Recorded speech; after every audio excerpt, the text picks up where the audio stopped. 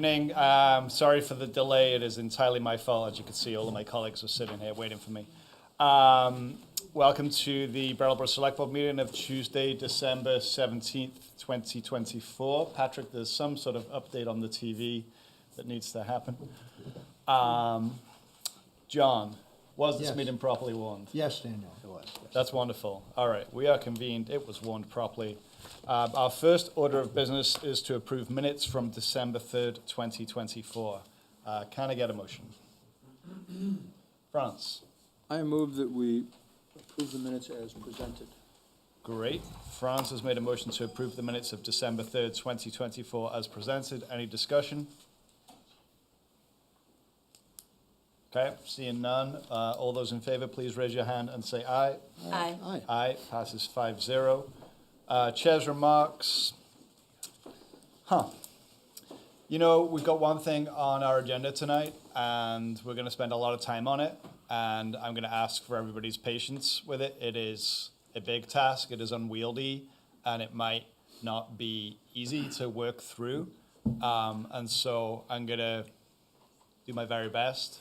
These guys are going to do their very best, and I'd ask for you guys to bear with us, okay? I will try and involve the public as much as possible, but the select board's going to need to do a lot of deliberating tonight, and doing that in public, about 58 decisions that all of which are kind of tough, might be kind of tricky. So I'm just asking for a little mercy. If the public does want to speak, you know, all you got to do is raise your hand. I will do my very best to recognize you in a timely fashion, and we'll give people opportunities to speak more than once. Obviously, there's lots and lots of things here to discuss, and I would imagine people will have many comments that they want to make. Okay. So that is all I have for chair's remarks tonight. We'll pass it on to John for town manager's comments. I have a few things to update the board about. The Vermont River Conservancy has transferred the 12-acre park at 250 Burge Street to Brattleboro as of today. Kikita Aki Park means place to focus or listen. It's derived from the name of the brook. Conservation easements were signed by the Secretary of the Agency of Natural Resources and by the Governor. So that's all done and in place. The Rec and Parks Department will be hosting numerous events over the winter break, including a full lineup of activities for New Year's Eve. Please visit the town website at brattleboro.gov to review the Rec and Parks winter brochure. Brooks Memorial Library has launched a survey to ask patrons how they currently use and would like to use the library's technology services. You can take this survey by going to the library's website at brookslibraryvt.org, or print copies are available at the circulation desk. We've been hearing feedback about the parking system, and in response, staff is working on improving it downtown. Instruction stickers, more signage, and an instructional video are all in the works. Petitions for town office, town meeting member, and school board are now available at the town clerk's office. The deadline to turn all candidate petitions in is 5 p.m. on January 27th.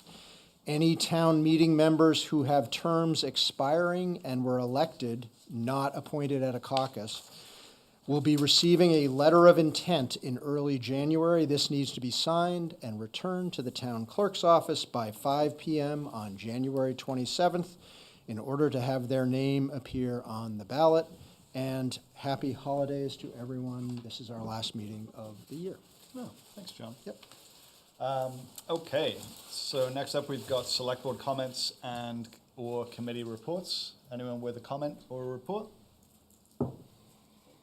France? Yes, thank you, Daniel. I think it would be a little bit remiss if we didn't say something about the representative town meeting last week, at which the ordinance that we had passed, the acceptable community conduct ordinance, was repealed by the action of representative town meeting. So mostly I'm just noting that and saying that there were various reasons, ingredients that went into that action, some of which are potentially fixable in terms of the ordinance itself. And I still welcome input from the public as to what they thought of that process and anything else that should be done in the future. Thank you. Thanks, Franz. Anyone else? No? Okay. Going to move on to public participation. So this is the part of the meeting where somebody could speak on something that's not on tonight's agenda. And currently, the only thing that's on our new business part of the agenda is a discussion of the general fund budget and possible reductions.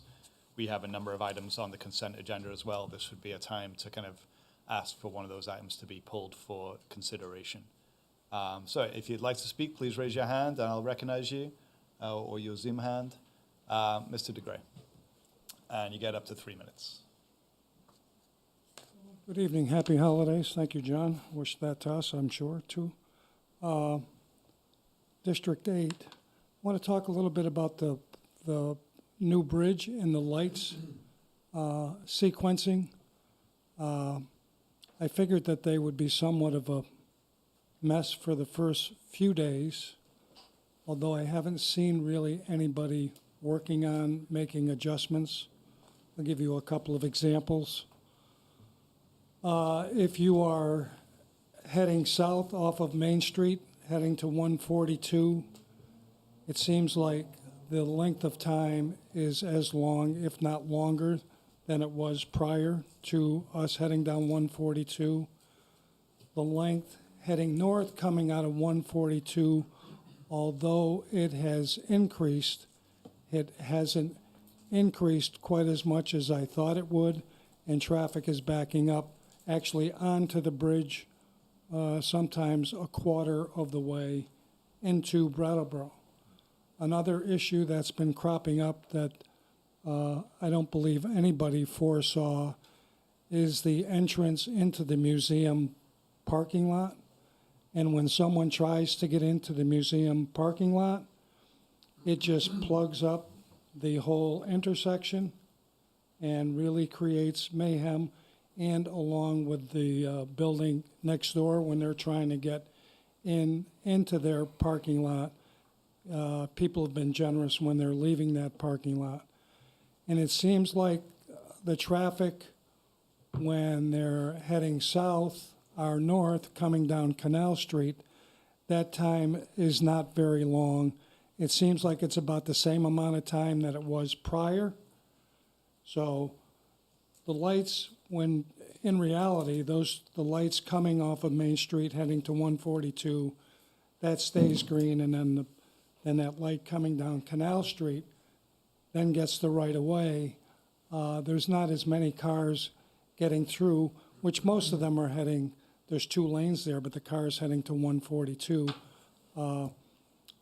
That whole light isn't giving them a lot of time. But the biggest one is traffic heading north off of 142. And if you could talk about that a little bit, because the sequencing, I'm guessing, has to do with a little bit of Flat Street and Elliott Street all the way up the street. And I'm wondering if those tributaries that are feeding into Main Street, anytime there's a car that wants to get into the main flow on Main Street, that light will change. Thanks. We actually have a response for you. Okay. Yeah, thanks. John, you want to tell us a little bit about what's been going on with that? Yeah, I can update what I know about that, Dick, and if there are any other, if Dan or anyone wants to clarify this for me, that'd be great. But essentially, the highway superintendent's been in communication with VTrans, and they've been trying to model the whole system so that they understand how the flows are now working. And they've made some adjustments to the traffic lights downtown last Friday, I believe, that addressed a bunch of the detection issues and improved some of the phase times on the lights. I think this is going to be like a calibration type thing, so it might take doing that once or 2 more times or something to get it exactly right and address a bunch of the issues that you raised. We think that the improvements should start to come into effect and improve that 142 flow, but any additional feedback that people have, please let the DPW know, and they'll try to stay on top of working with V-Trans. Anything to add to that, Dave? Okay. So that's pretty much where we're at with it. We appreciate everyone's patience with it. It's a whole new system there that we're trying to adjust to, and we'll eventually get it right. But it's a challenge. So Yeah, thanks, John. Yeah, real quick. I actually think you should consider an ordinance for blocking the box, Okay. really, because people's time thinks they're more important than everybody else's, and the congestion there. So that would be something that I would strongly consider. Okay. Other members of the public who wish to speak on something that's not on tonight's agenda? Mary, I think? Yeah. And then we'll go to Zoom. I just want to follow up on what he was saying. So Mary Del Priori, District 8, and along with the new bridge, Cotton Mill Hill, a lot of people are choosing to go down Cotton Mill Hill in order to get to the bridge over Hinsdale, and it's kind of scary. I think you need to take off part of that hill. So when you're coming down Cotton Mill Hill, you have the ability to go around, do a wide turn, but your visibility is still limited by the land. And then if someone's coming up 142 and wants to go up Cotton Mill Hill, if it's a truck, and I saw this the other day, they have to kind of stop in the middle of 142. So more and more people are going to choose to take that route. I wanted to make you aware of it. Thanks, Mary. I think we are aware of engineering work that could potentially happen there. yeah, I understand we're looking at that intersection. I'm not sure it's funded or that we have much ability. I think it's actually one of the budget reductions we're looking at would affect that intersection. But, it's kind of like there's lots of other intersections we're trying to work on, and it's hard, so. Yeah, thank you. Next up, we'll go to Kurt on Zoom.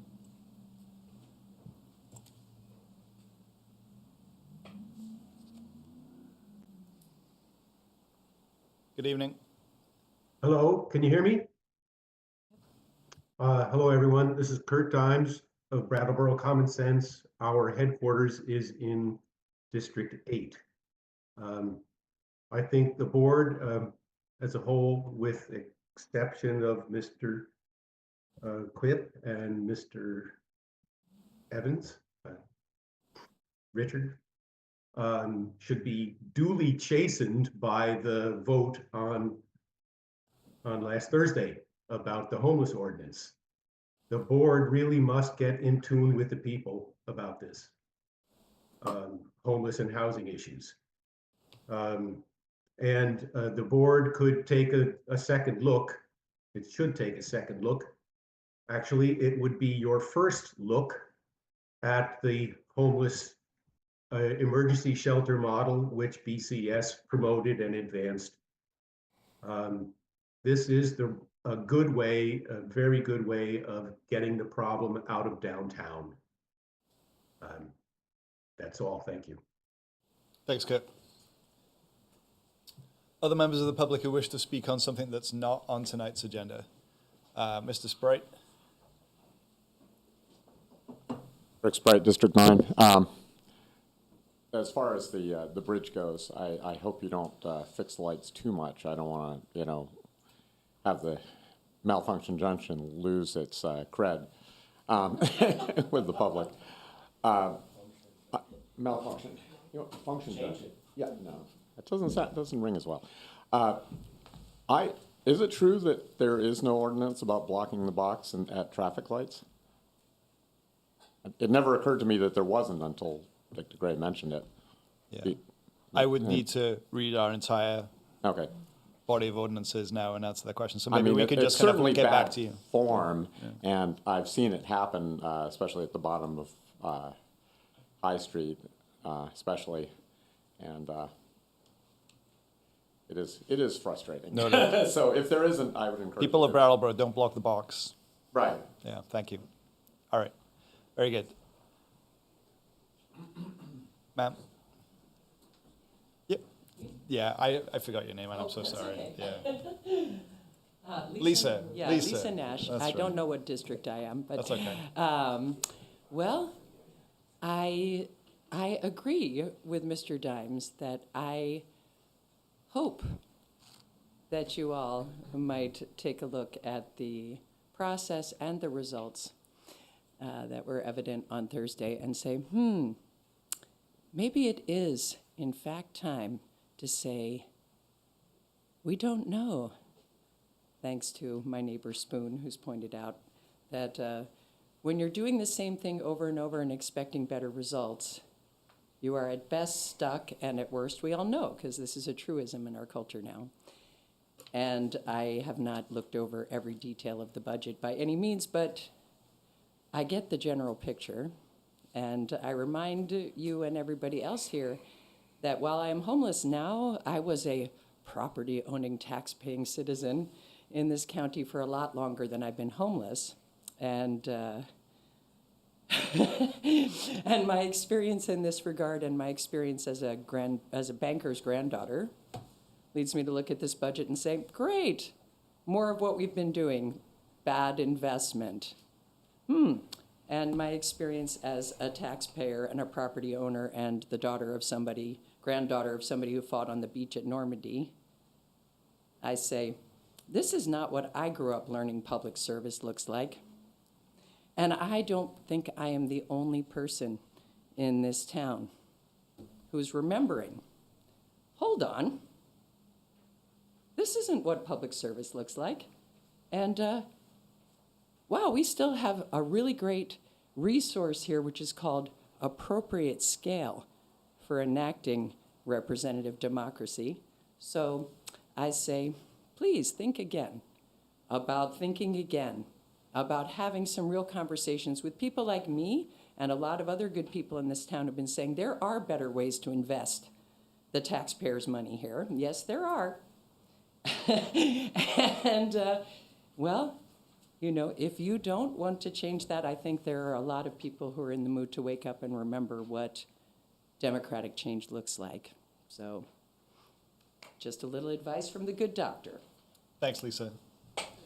Anyone else? Yep. Yeah, right? Yep, Pierre Landry, District 7.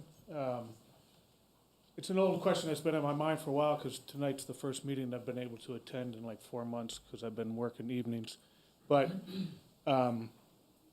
sort of budget related, it has to do with, has there been any directive given to department supervisors to curtail overtime? Yeah. I was shocked to find that. I'd say if it's about the budget, if you could just hold on, because we're about to just dive into the budget next. Well, it's about overtime and curtailing overtime. I didn't read anything in the 58 things about overtime. Mm-hmm. For the fire department, we already spent 95% of their overtime budget, and that was even before Sporty's fire or the brush fires. Something really needs to be done. I was wondering if there's been any directive given to department supervisors to minimize or eliminate overtime. Thank you. Okay, thank you. Anyone else? Yes. Hi, Penelope Were. Hey, Penelope. So, this is just a real quick request, which is that the parking situation in Brattleboro this Christmas has really caused a lot of distress. I don't know whether you've already talked about this, but because a lot of the time the machines are not working properly, and also people are just frustrated because we're one of the few towns that has parking during the Christmas season. It's had a huge impact on my business this year. I think I'm probably down by maybe as much as a third, and I'm not blaming that all on the parking. But I just would like to respectfully say that are we not cutting off our nose to spite our face? Because you do get a 1% sales tax from us as merchants. And if every single merchant in town is earning less money this season than we would normally be earning, is that not, is it not better to do without the parking tariffs that we have at this time of year in order that we're earning you more money. Okay. That's, and I know that Kate was hoping to ask the same thing. I mean, I just was wondering if we could maybe just have a week before Christmas, because that's all we have left now, where we could have free parking. Okay. Also, a lot of people, just one other quick thing, a lot of people who've come in my shop have said that they're not actually paying for parking. You know, they're doing anything they can to avoid paying for parking. So it just seems like it's not working the way it is. Okay. Thank you. I'm not going to respond to too much of the substance there, but John did make a statement earlier about some work that the town is doing to kind of increase signage and make sure that people understand how to use the system. There have been some glitches in the rollout. Okay, anyone else with a comment about something that is not on tonight's agenda? Okay, seeing none, we'll move on to the consent agenda. John, would you briefly summarize what is on it tonight? Sure thing, Daniel. You got 7 items on the consent agenda tonight. If you approve this agenda, you'll be approving a third-class liquor license for the Plated Bar and Restaurant at 136 Main Street. You'll be approving a first and third-class liquor license and an outside consumption permit for Spring Tree Marina at 28 Spring Tree Road, and I believe that's a change in ownership. You'll be accepting the New Gen Strategies and Solutions proposal to do a water and sanitary sewer rate study for a cost of $56,200, which is below budget. You'll be approving the errors and omissions certificate to the state for the 2024 grand list. You'll be approving application to the FY25 Vermont Better Roads Grant Program for a grant up to $20,080 to support a municipal road erosion inventory. And you'll be approving application for a $200,000 assistance to firefighters grant to improve the fire department's capabilities in technical rescue. Did you mention that one? No, I did not. And finally, you will be approving you're authorizing the purchase for $55,000, a replacement hot box pavement recycling vehicle. Thanks, John. Yep. Okay, select board members, anyone wish to pull something for discussion later on? No? Okay, does anyone wish to make a motion? I'll make a motion Peter? that we approve consent agenda as presented. Okay, Peter's made a motion to approve the consent agenda as presented. All those in favor, please raise your hand and say aye. Aye. Aye. Passes 5-0. It is approved. Okay, so we're going to move on to old business, new business, depending on which document I look at. Either way, it is the FY26 general fund budget, and it's about possible reductions to that budget. And the town department heads and town manager has written a really informative memo, and that is the substance of our meeting tonight. And John, I would love it if you would kick things off with a little summary. Sure. So the board considered a base budget in early November. We had a budget open house in mid-November. And then at your November 19th meeting, the board had feedback from the budget open house, and you requested us to look at a 5% and a 10% reduction to the base budget. The management team got together and took a priority-based budgeting approach to this request.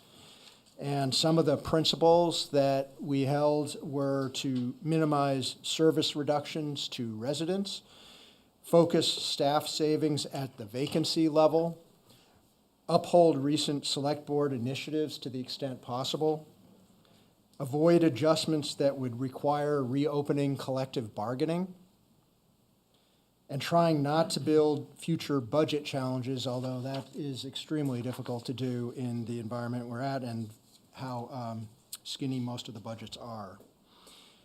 So once an initial list of potential reductions was put together, the team put those into priority order. Attachment A in your backup materials, which is, starts on page 103, shows a 5% and a 10% budget reduction scenario with the rank of the item going from number 1 down to number 58. There are 58 total items. The department that it would most affect, the description of the possible reduction, the amount that would save off of the base budget.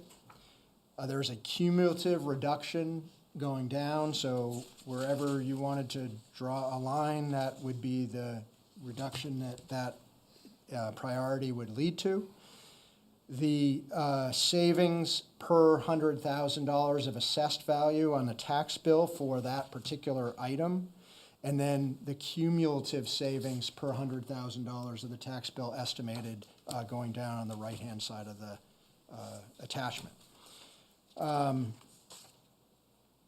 5% reduction would take approximately $1.6 million off of the base budget.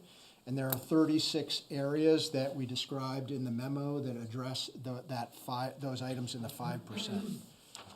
The 10% reduction would take a total of $2.6 million off of the base budget and would include an additional 16 areas on top of those initial 36. Finally, we showed the work on an additional 6 items that could get you to approximately a $3 million reduction.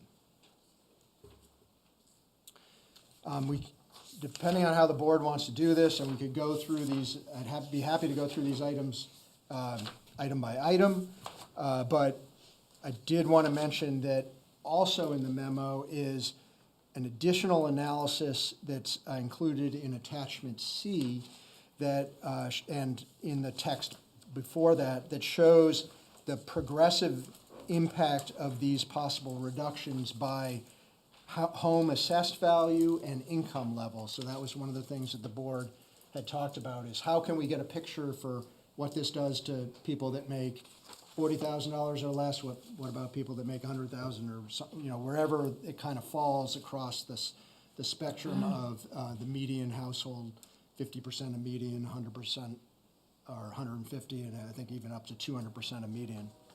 Same with assessed value. So the way the state does the homestead reductions, it affects different households differently. So you can see on the chart in attachment C the relative impact to different income levels and different assessed values. Finally, I wanted to mention that no matter what, whether you move forward with the base budget, whether you take a 5% reduction in the base budget or a 10% reduction in the base budget, there's still an extreme amount of value that residents get from the services that the town provides. I did take a look at how we're comparing to other major cities in the region, and so I looked at the general fund expenditures in Keene, and I looked at the general fund expenditures in Greenfield, backing out the school costs from those so that it's comparable to what Brattleboro's general fund provides. And if you look at it on a per capita basis, which is the best way to compare across communities, the per capita cost to deliver municipal services in Keene is $2,292. In Greenfield, it's $2,239, and this is for this fiscal year, FY25. If you look at Brattleboro's FY26 base, we're proposing there to do it at $2,192 per capita, or 5% less than Keene does this year, we would do in FY26, or 2% less than Greenfield provides similar services. So you can see that in the region, we have a very competitive cost of municipal services.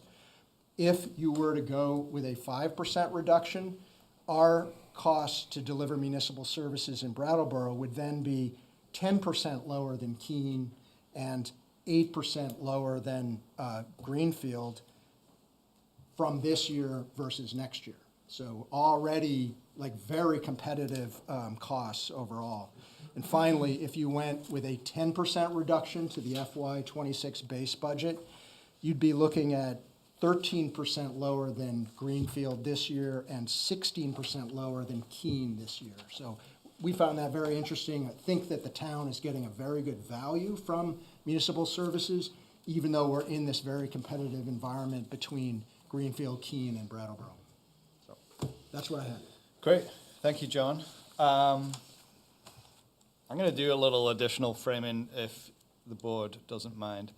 First of all, I just want to speak to the schedule because I could have sworn that at least one of us was interested in a meeting on January 14th, just an additional meeting, imagining that we might have some more deliberation that we need to do. And I wanted to just kind of check in about that. I'm seeing a nod over there. I'm seeing general sort of acquiescence by silence. Okay. Yes. Do you want to see where you're at on I do. I just don't want to January like. 7th? And, oh, okay. Yeah, I don't want to forget about it. So if we could put it in as tentative, maybe. Just, giving us a little bit more time.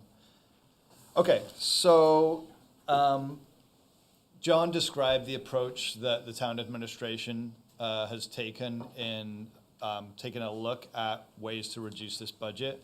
And I want to applaud the people for that work. It is really hard work that they were asked to do and work that I'm sure is somewhat demoralizing. And so it's work that we didn't ask them to do with a smile on our face. Nobody was happy about it. And the outcomes of it, I don't think anybody can be really happy about either. I want to say that, the reason why we asked for that reduction in the budget to be, worked on and brought back is that's being responsive to members of the public that are saying, wow, a 22% tax increase is really hard for me to stomach.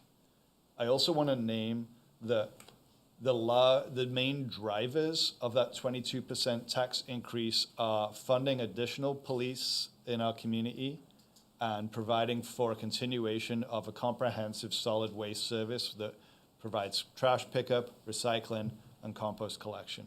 And so, yes, being responsive to the taxpayer, and the tax rate is important, but we've also been responsive to people saying that we're looking for these services.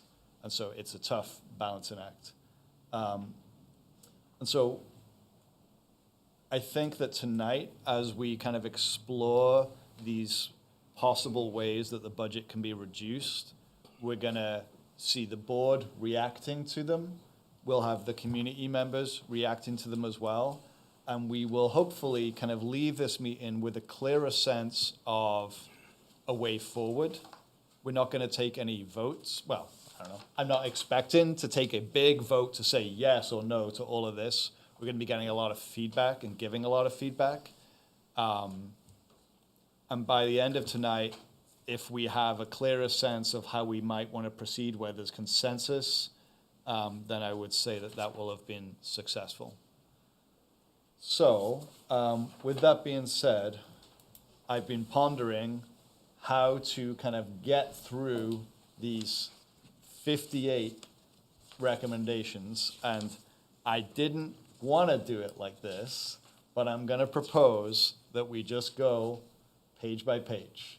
This is the only thing on the agenda tonight, and so we will just kind of march forward. I think for members of the public, I don't want you to feel anxious that like, are you kidding me? Do we have to sit here and wait for them to get through like 12 pages of stuff before I can say something? No. We can like take little breaks from board deliberation to hear some public feedback on those items, so we can kind of do it that way. If anyone feels like that is completely not okay, please speak up now, but speak up with another way of forward. Yes, sir. Thanks, Go ahead. Daniel. No, I think that is okay, but Great. it's missing an element. Okay, And that element is things that are not on this list. And there are other ways, other approaches that the budget could be reduced that are not the ways that were brought back to us. And I think we need to have some room for those things to be introduced as well. sure. So just to go through these 58, I think, is not sufficient. Okay, and what I would say is that the body of work that we have in front of us, that the public are aware of, is our work for tonight. If during the course of our conversation, other things get raised in future meetings, we might need to dive into those in more detail. But for tonight, I would say raising them and then seeing if there's consensus to move forward and discuss them some more would be a good start. Okay, but how do we forge a consensus on which ones to consider if we can't talk about them? Well, I just said raise them, but I would like to begin with this document here. Well, then let's begin. Yeah, very good. Okay. Sure. It's the most polite point of order I've ever heard.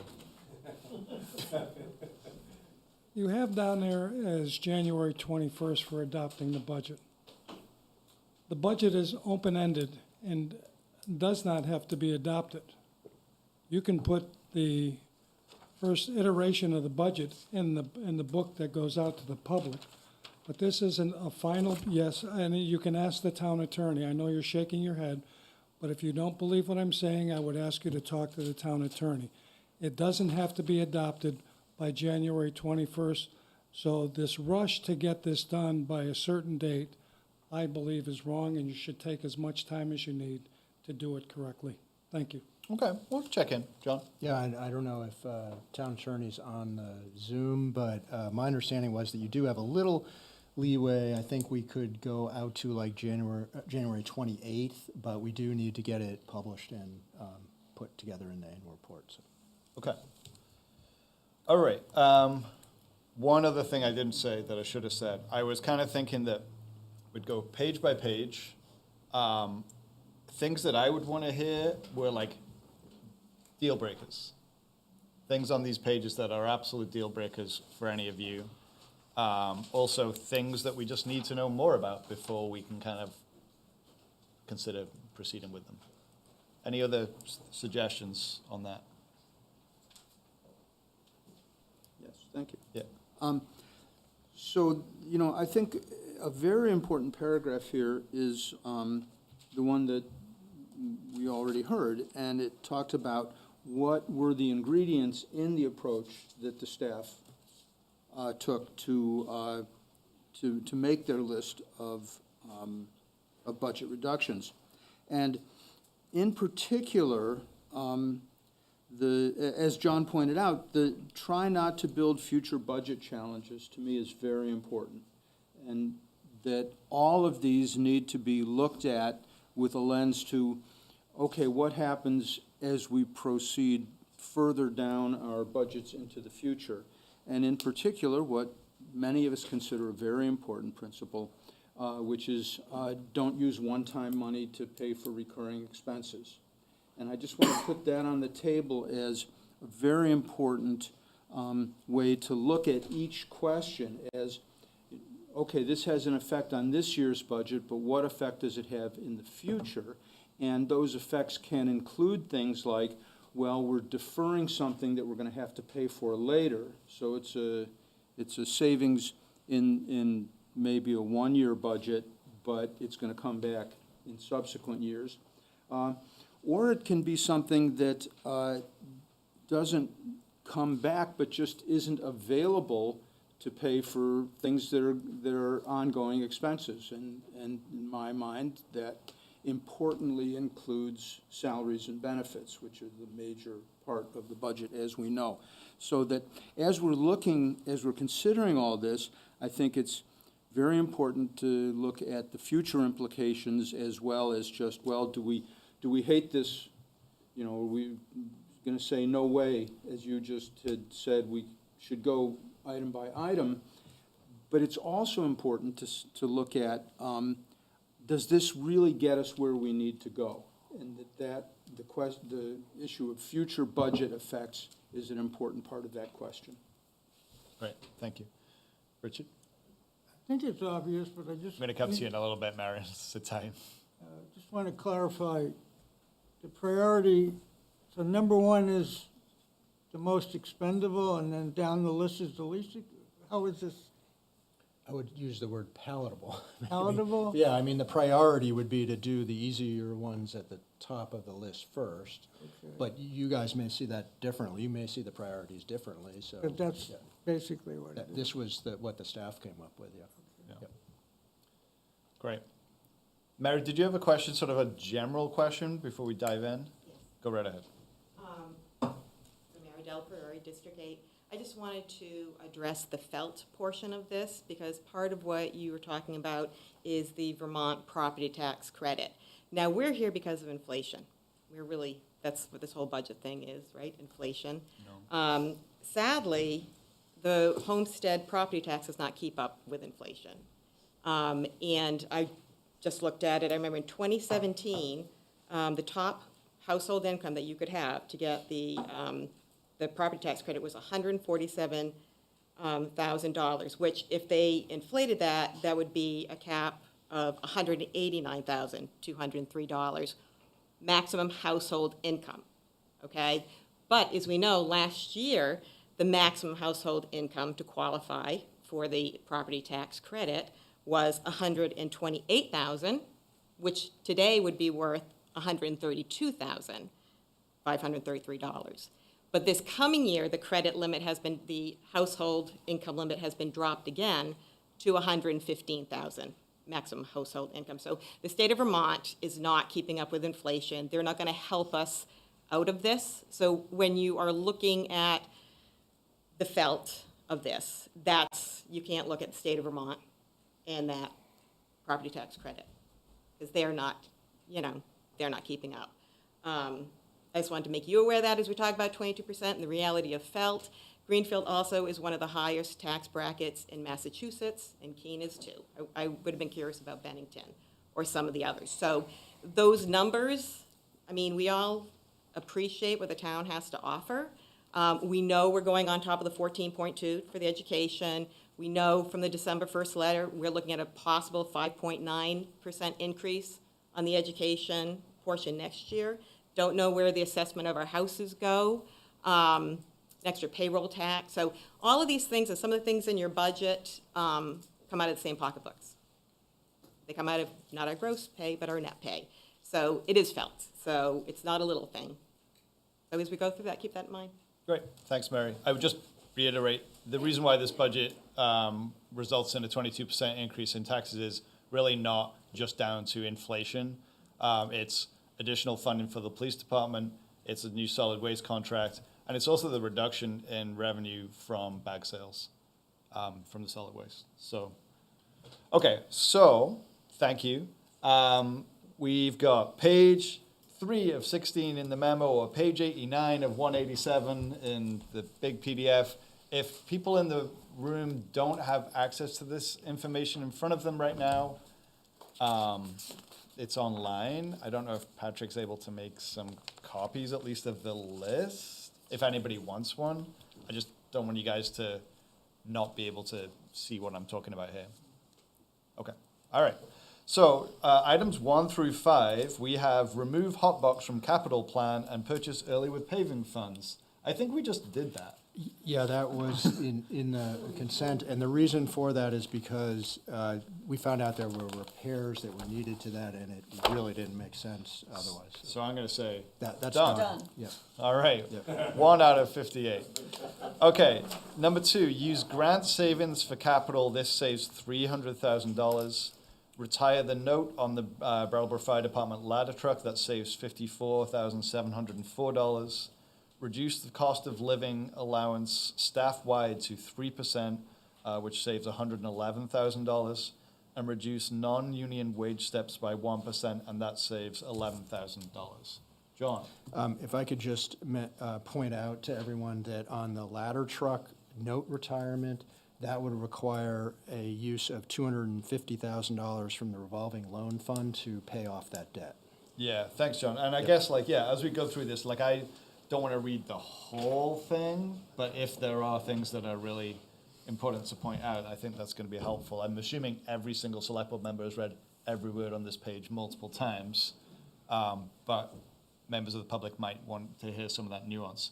So we're going to begin with the board. We'll have some board deliberation, then we'll go to the public. Board, anything on this page that is a deal killer? Elizabeth. I'm good with the whole page. Elizabeth is good with the whole page. France. Thank you, Daniel. So use grant savings for capital, $300,000. I'm not against doing that, but I want to point out that that is a one-time source of money. That's a grant that we're getting this year. And that what that doesn't address is, well, how to say this? When we made our emergency spending decision to fund the Downtown Safety Action Plan, we took money from our accumulated fund balance that we try to maintain at a 10% level for emergency use, and we said, hey, it's an emergency, let's use it. This money that's proposed now to be transferred to the capital fund was actually mentioned at that time as, well, you know, we've got some things in the future. It looks like we might get a grant to help with the Williams Street project. So that could help defray our invasion of the fund balance that we undertook. In fact, it would cover less than half of that fund balance deficit. So while I'm not against using this money, you know, that it's something where we had another use that I consider very important, at least potentially, for that sum of money, which is to restore our fund balance to its appropriate 10% level of the budget. And that's something that we have not discussed at all as part of the budget discussions of, you know, how are we going to deal with the fact that we spent that money?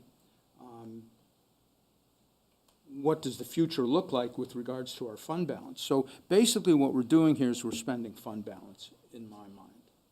And it's not wrong to do that, but it's not a replicable source of money.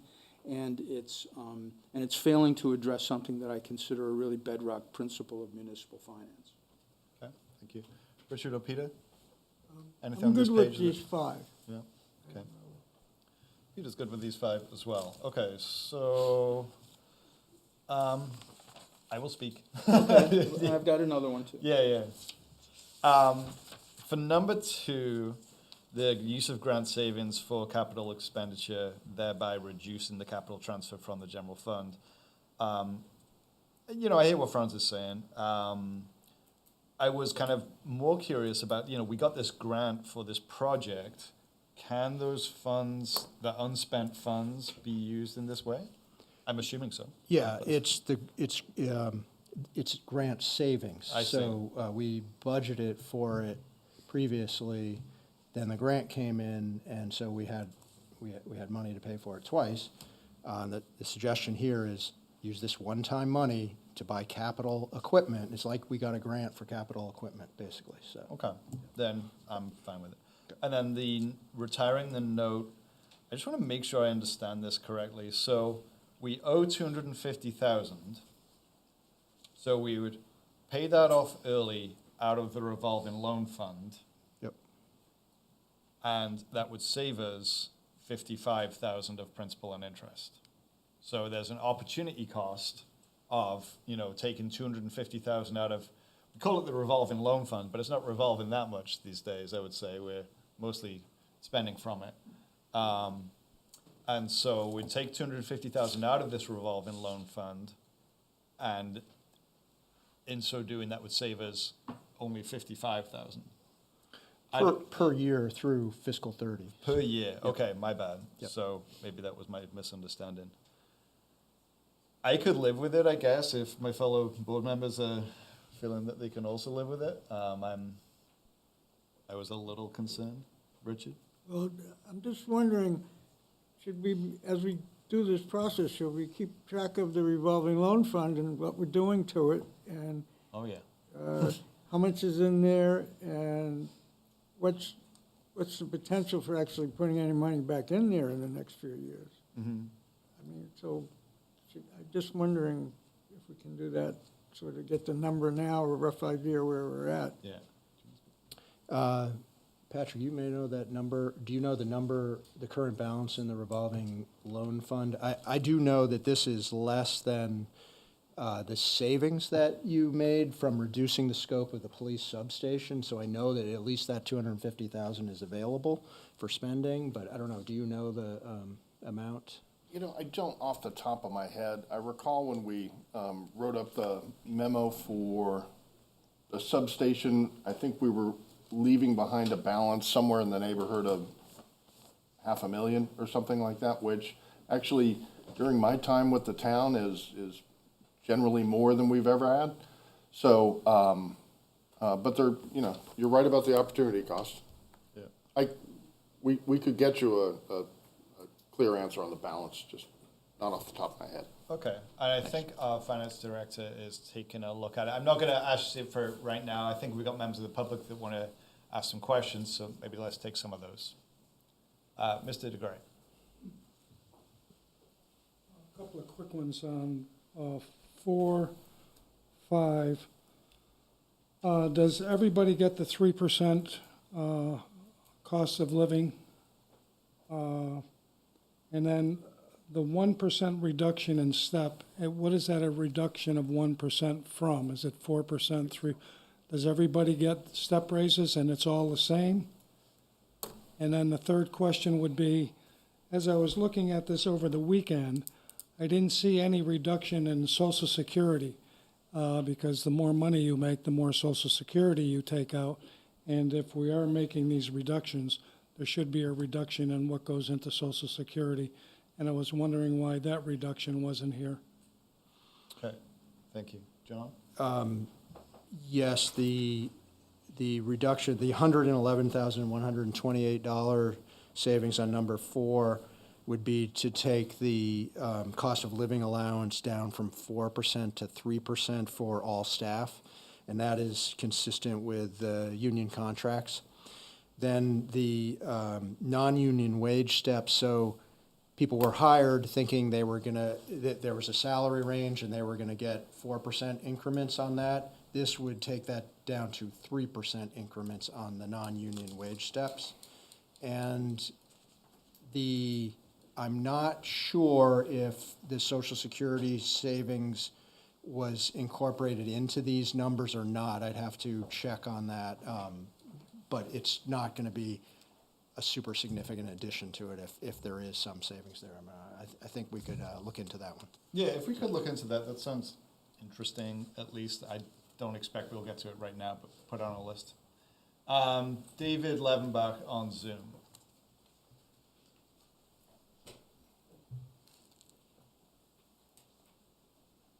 Thank you.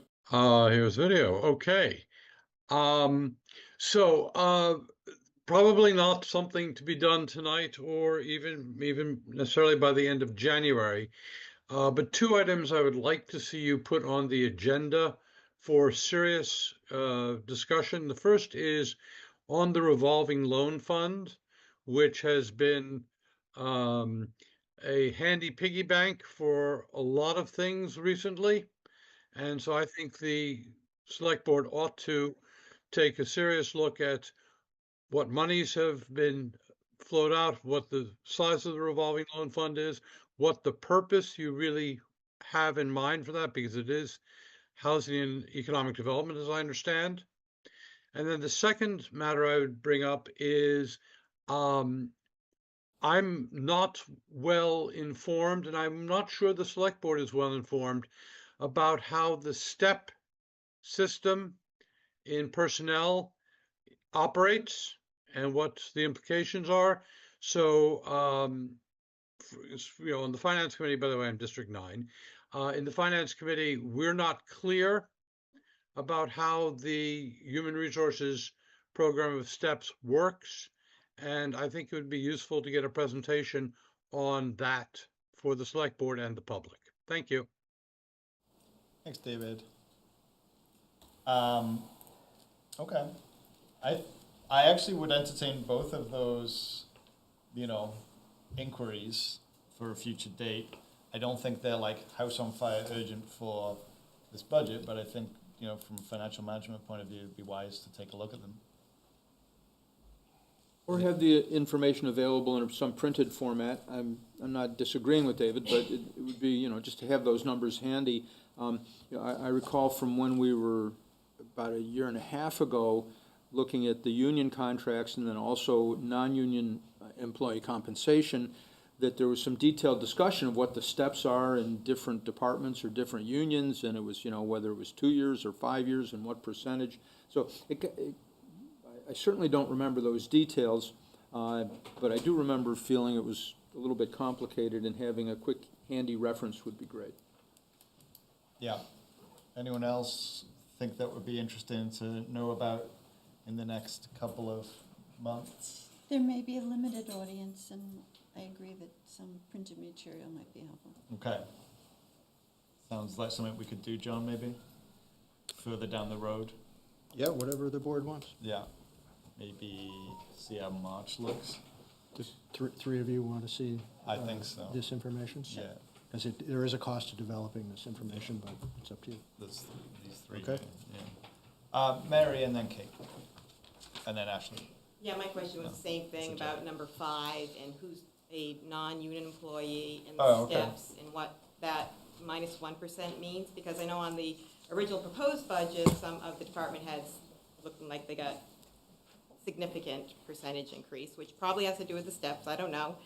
But just, wanting to know about that.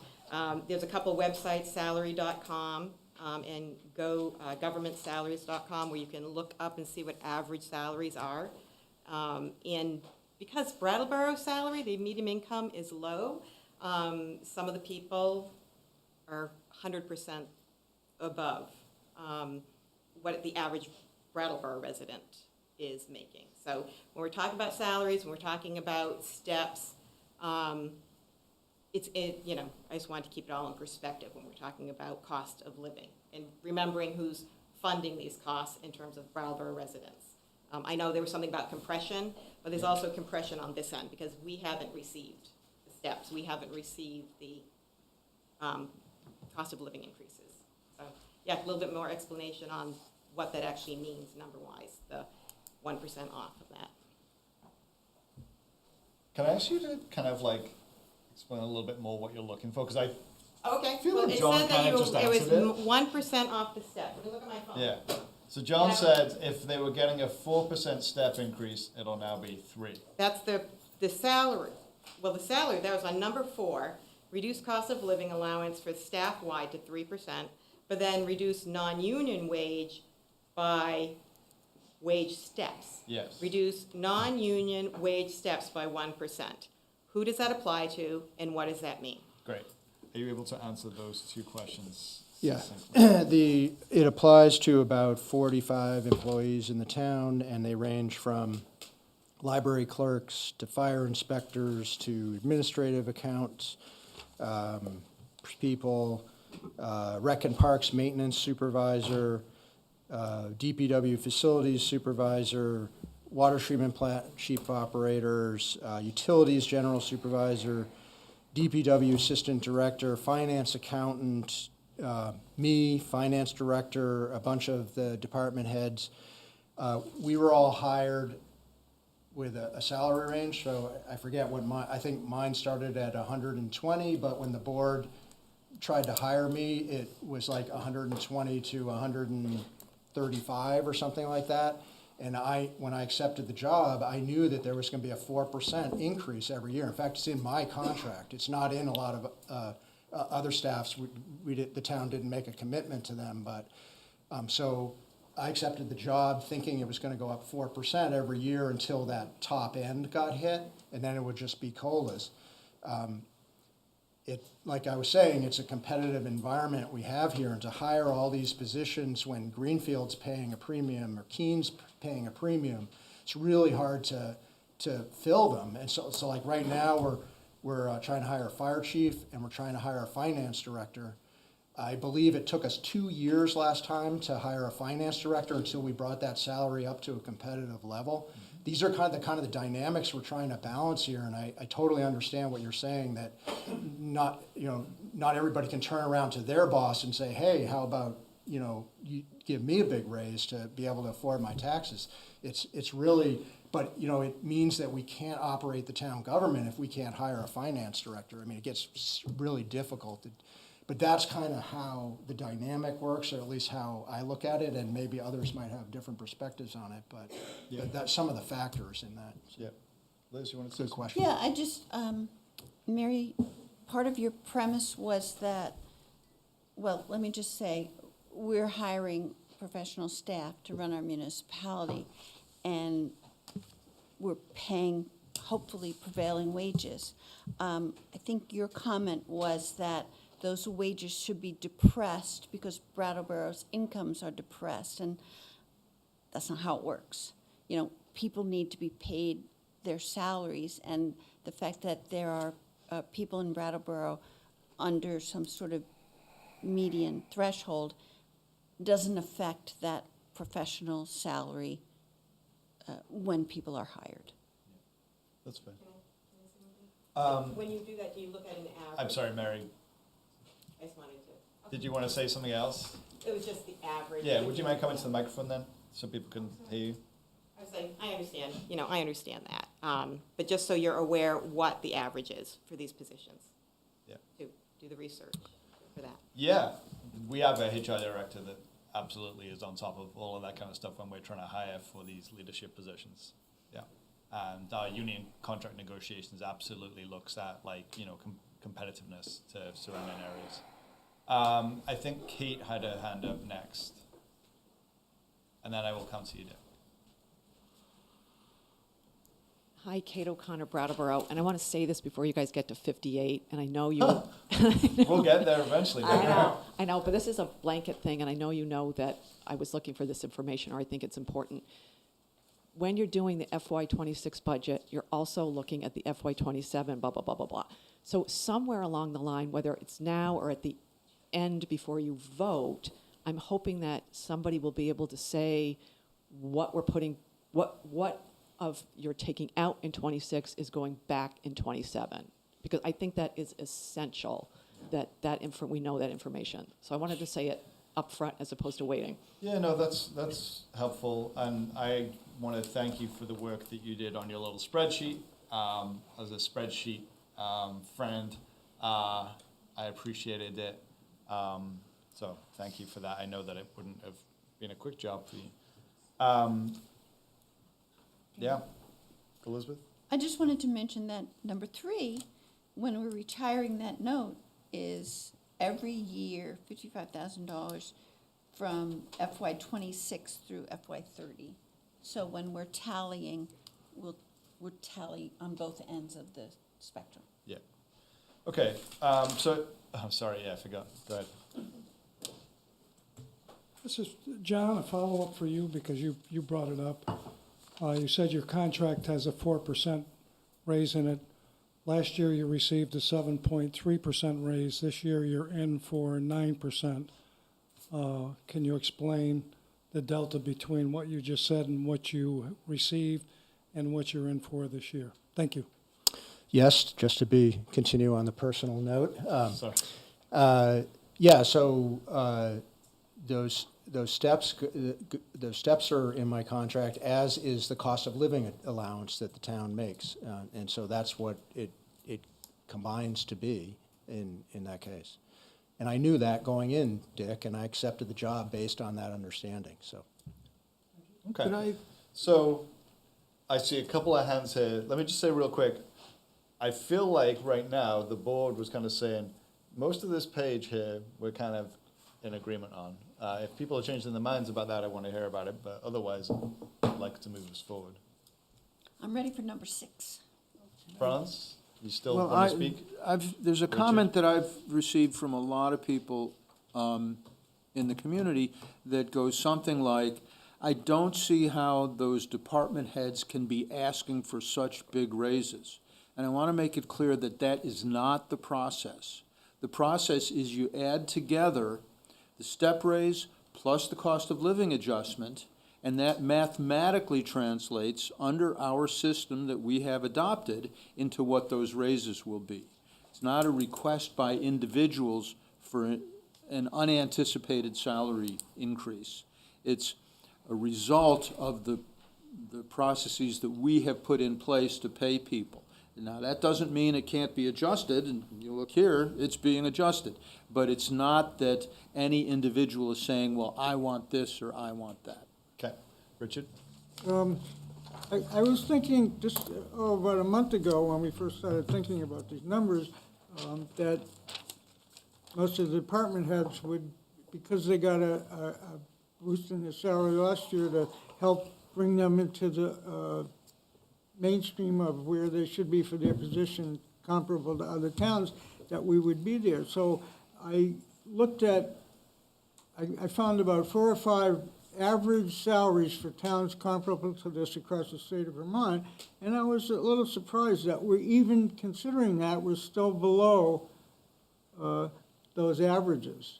So in terms of recruitment, we're still going to have a problem, even though, and if we cut back, I mean, it's just something to consider, but I was a little surprised.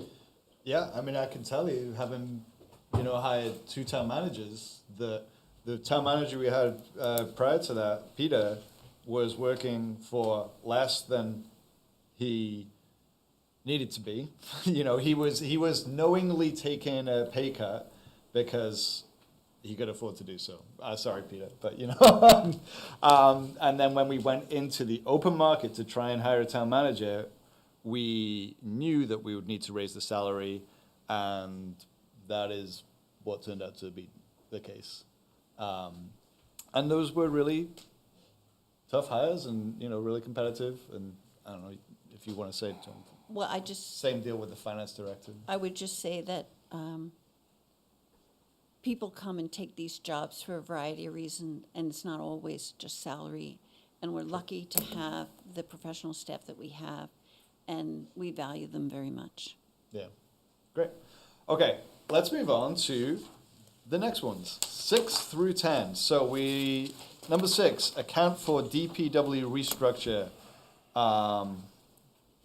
Number 7, increase planning department fees. Okay, so let me give the numbers. So accounting for the DPW restructure saves $59,414 from the general fund.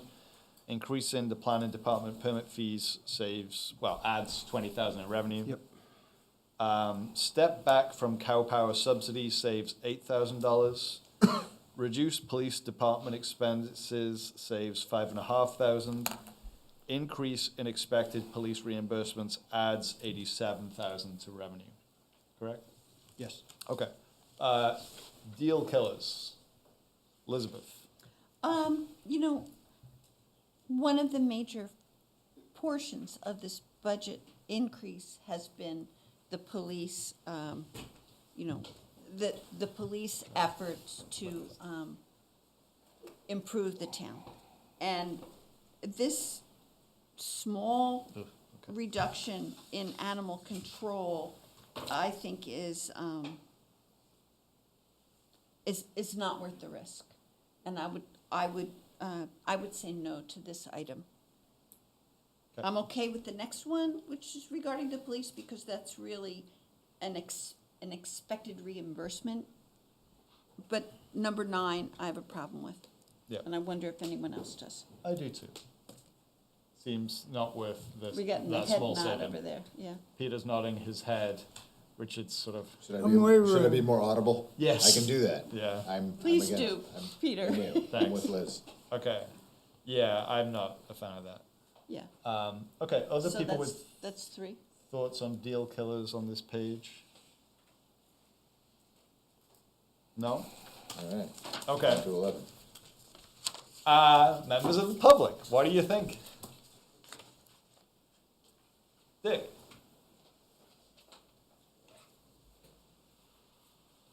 A, do you have something that you're going to replace that with right now, if you think that that's a deal buster? And No. I don't. personally, I don't think if you go, 2 things. I think if you overexpend that line, don't forget, you're going through the total police department budget, and you're over line items in some and under line items in others. And so reducing this by the $5,500, I believe, is okay. And so I don't think that this is a problem, and I would ask you to rethink, because you're, again, looking at the whole budget for the police department. The one that did concern me is that if we didn't ask for these 5 and 10% reductions, number 6, and I just want to ask why this wasn't done before, when you first got the budget. Yep. John, any thoughts on that? Yeah, we just missed it in the base budget and realized as we were going through things, through this exercise, that we'd missed that, so we get to add it back in. Yeah, it's great that we have that opportunity. Yep. Okay, other questions? Whoa, okay, seeing none, we're gonna move on. 11 through 17. Okay, number 11, reduce stormwater upgrades. That saves $10,000. Do less building maintenance at Brooks Memorial Library, saves $10,000. Postpone hiring of the emergency services data analyst position, saves $72,036. Reduce sustainability operating funds, saves $10,000. Eliminate equipment purchases in the assessor's office, saves $2,000. Reduce office supplies organization-wide, saves $5,000. Suspend vacation buybacks for department heads in FY26, saves $30,000. Elizabeth. I have 2 points that I want to discuss. The first is number 13, the emergency service data analyst position. I just want to say I'm okay with that cut, but it's a big deal because it is one of the cornerstones of our community safety agenda.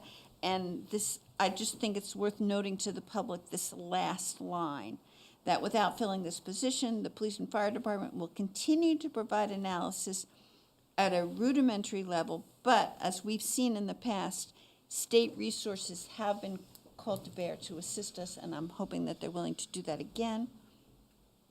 And the other thing is that number 17, suspending vacation buybacks, is also very generous and kind of our department heads, and we should note and appreciate that. And we should occasionally expect an out-of-office reply when we email. Right? Yes. Richard? I think, what, number 11, I'm not in favor of cutting that for the reason that I think if an item has the potential to jeopardize any grant funding or future revenue that we might get, I think we shouldn't do that. I think it's counterproductive, which would also apply to number 14, basically for the same reason, is that these are things that, while the cut itself doesn't seem all that bad, but the fact that we're cutting off our ability to increase some kind of revenue, I think that's problematic.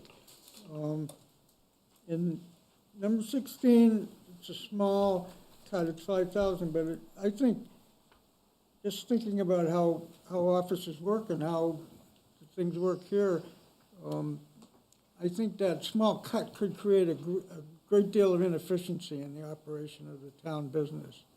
So I'm against it. Okay. Okay. Elizabeth? Well, I just want to mention that Richard's point about matching funds is a good one, but number 11 and 14, they're not a specific grant, and I think that if a grant opportunity came up that had merit, that we could address that on a case-by-case but situation next year. If something viable that we were likely to get came up, I think we as a select board could assist them in that determination. Could we actually counteract damage and actually get, could that happen? Yeah, I mean, we could look at where the budget to actuals were at that point. We could look at the revolving loan fund. We could, try to make savings someplace else. So the door wouldn't be completely closed. Because this is very open and kind of vague, and if we had a specific target, I think it would be better judgment. Okay. Peter, did I see your hand? No?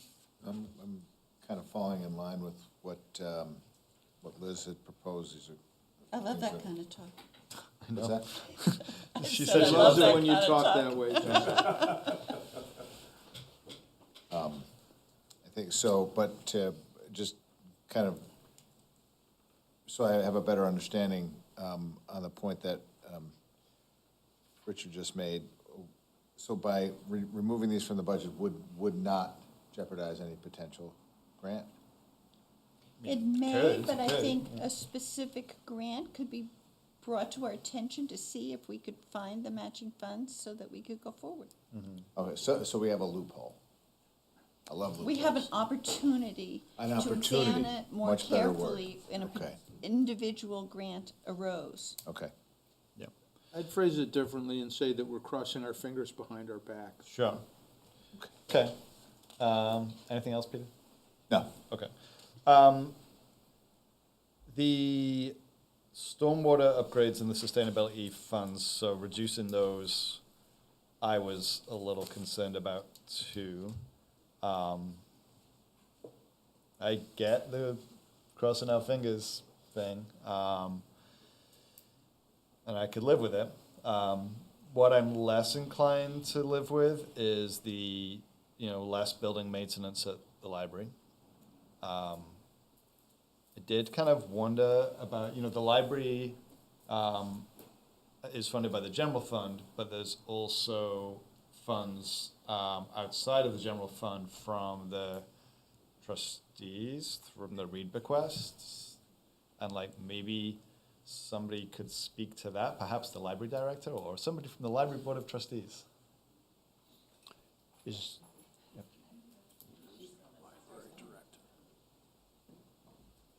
She's being interrogated. I know.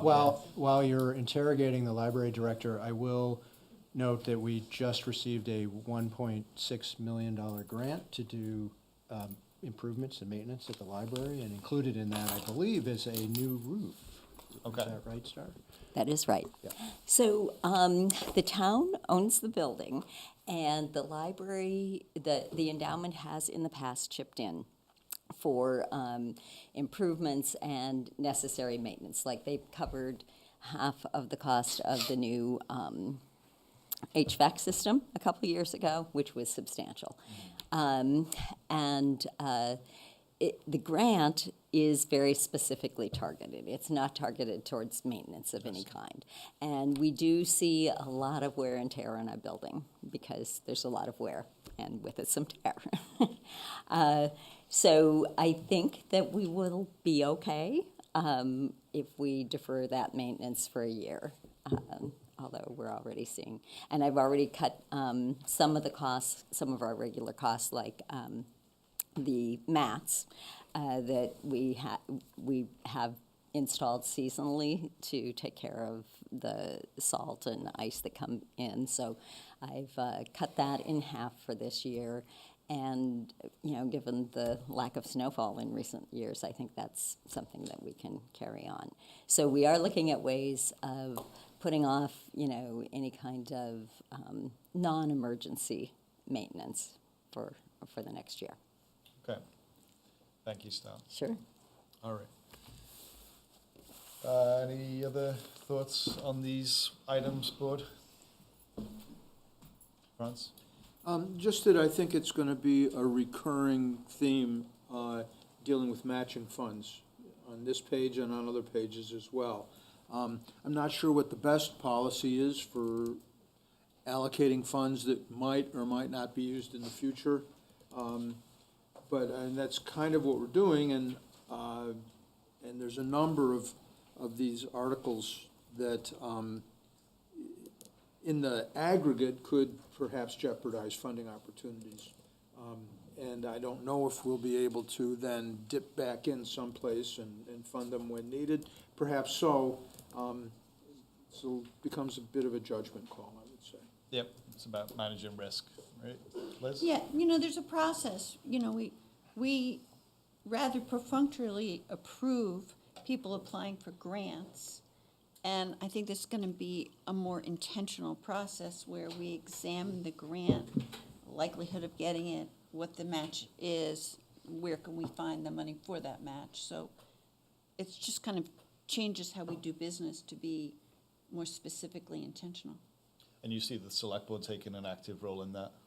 No, I see this like we're taking an active role in its oversight.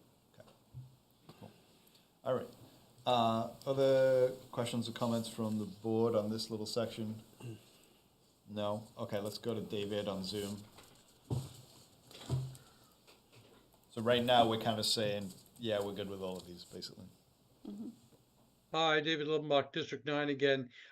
2 points. Quickly, I appreciate Mr. Quipp's raising the question about building maintenance at the library. I've spent a little bit of time there at the library recently. In the times we're living in, I think that building and staff are under some additional stress. And so I appreciate mentioning that. And if we think we're okay, I'm glad. The other thing I'm going to mention is has to do with 13, but it comes up at other points in the meeting.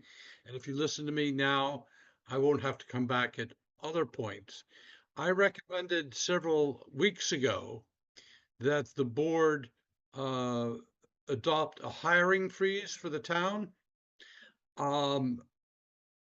because there will be retirements, there will be resignations, and I think as part of your effort to hold tight on the reins on the budget, those shouldn't automatically be filled. In my experience in higher education, went through hiring freezes on a more frequent basis than I'd like to say. There was always a provision that that freeze could be waived in particular instances. But as a general matter, I would encourage the board to impose a hiring freeze now. And if there are any questions about what I'm talking about, I'll be happy to answer them. But otherwise, I'll just leave that with you now. Okay, thanks, David. Can I comment? Yeah. So there are some pretty big retirement and positions that really should be filled. And I think that our town staff has done a good job in identifying a variety of positions that we can hold off on. And I'd like to leave it the way that it's presented without making a statement such as a hiring freeze. Thank you. Franz? I think maybe we should hear a little bit more about the emergency services data analyst.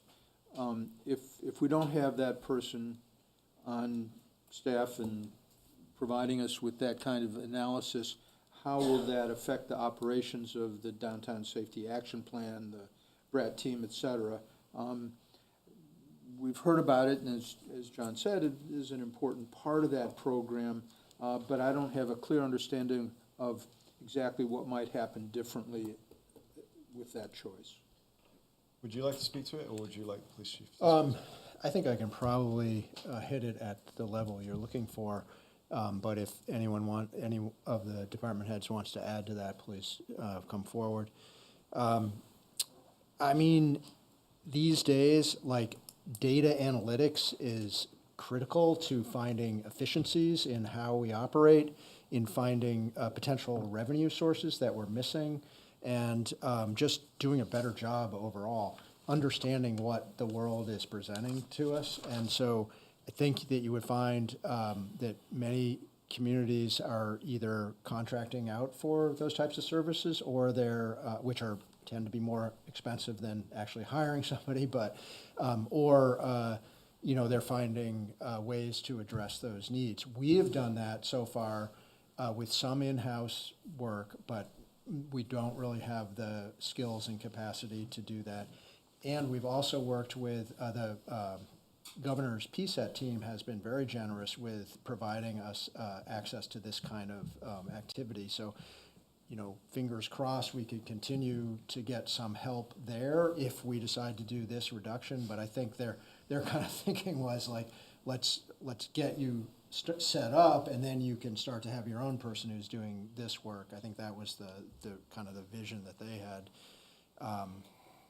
This is a really critical position moving forward, but I think that we since we haven't had it, the idea here is we defer it for another year. Thanks. Okay. Other questions from members of the public on this little segment? Well, I just wanted to add that I just think the public needs to know that this is an example of a really agonizing budget cut, deferring this position that we all think is really important, but adds to the total reducing the taxpayers' burden. So I just want to talk about the seriousness of all of these cuts and all of these maneuvers.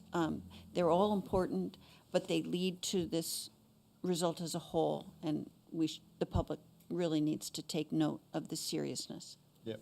And I would just remind us that we started with the easier ones, and as we And it's work our way getting down harder. this list, it'll be less and less palatable from, at least from the town administration's point of view, and we'll see whether the select board concurs. And I would say for those that are keeping a running tally, we've just cut about $850,000 from the budget. So the next segment is, did you want to speak to the things that we were just talking about? Go ahead. Mary Delbury again. I just don't know, you were talking about the hiring freezes or not doing that. If you were to reduce, and I'm just throwing this out there, maybe you've considered it, like 41 police officers, is that how many that you have? Did I see that on the budget? No, okay. No. I just didn't know. I was just, if you could let go of 2 of them, you could keep this one, or just wanted to throw that out there. Noted. Okay, so the next segment is from 18 through 23. So do fewer municipal center repairs, $15,000 of savings. Less building maintenance at the fire station, saving $1,000. Deferring computer equipment maintenance at the library, saving $2,000. Increasing non-resident fees for a library card, adding $3,250 of revenue. Deferring records restoration in the town clerk's office, saving $3,000. Reducing conferences and memberships organization-wide except for essential trainings in FY26, saving $7,500. Elizabeth, I'm good with all of these. are you? Okay. Well, that's good to know. I will note it here. Yeah. Other members of the board? Me too. Richard says okay too. Okay, well. Franz? When I read the sentence, this could pose a significant risk to this essential service to the community if there were to be a major failure in the equipment. Yeah. And it saves That $2,000. makes me think that maybe it's not worth saving $2,000 on that. I would agree. I would concur. Peter would concur. Any Okay. more concurrence? I'll join the concurrence. Great. 5 people are saying, you know what, we actually don't want to expose ourselves to Yeah, that. I didn't see that sentence. Okay. All right. Read carefully, Good folks. call, Franz. Any other thoughts while you're at it?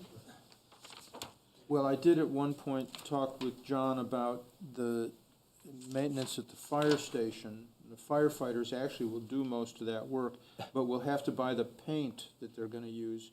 And I, for one, have a lot of paint in my basement that I could donate. Is it a good color? Well, we talked about that a little bit, but anyway, okay, never mind. I have a lot of paint too. All right. He is joking.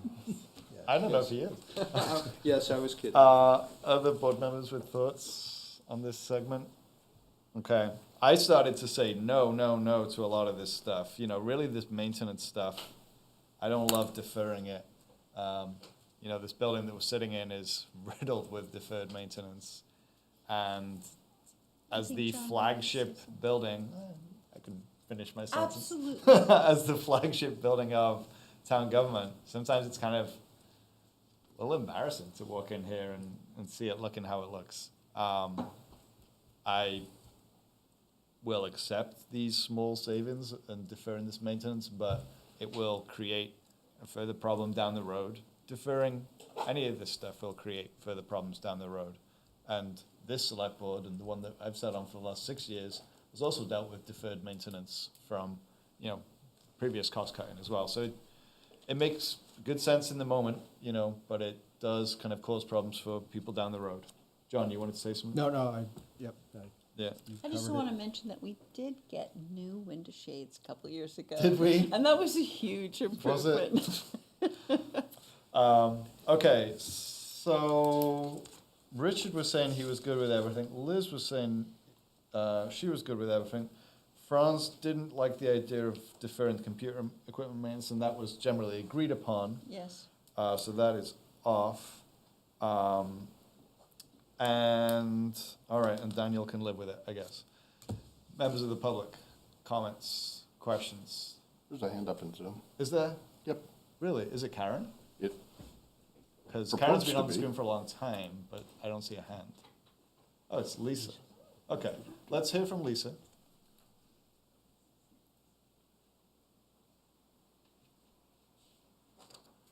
Welcome. If you could just introduce yourself when you're unmuted. So we're not going to hear from Karen? We're going to hear from Lisa, because Lisa had her hand up. I didn't see Karen's hand. All right. I'll stop that. If Karen wants to raise her hand, I'll happily recognize her. Great. Hello? If you Hi, could, Lisa Holderness. Yes, this may sound fairly negative, but I'm listening and watching the work that you are doing. I haven't figured out access to the list online because that wasn't posted, go to this link to find that list.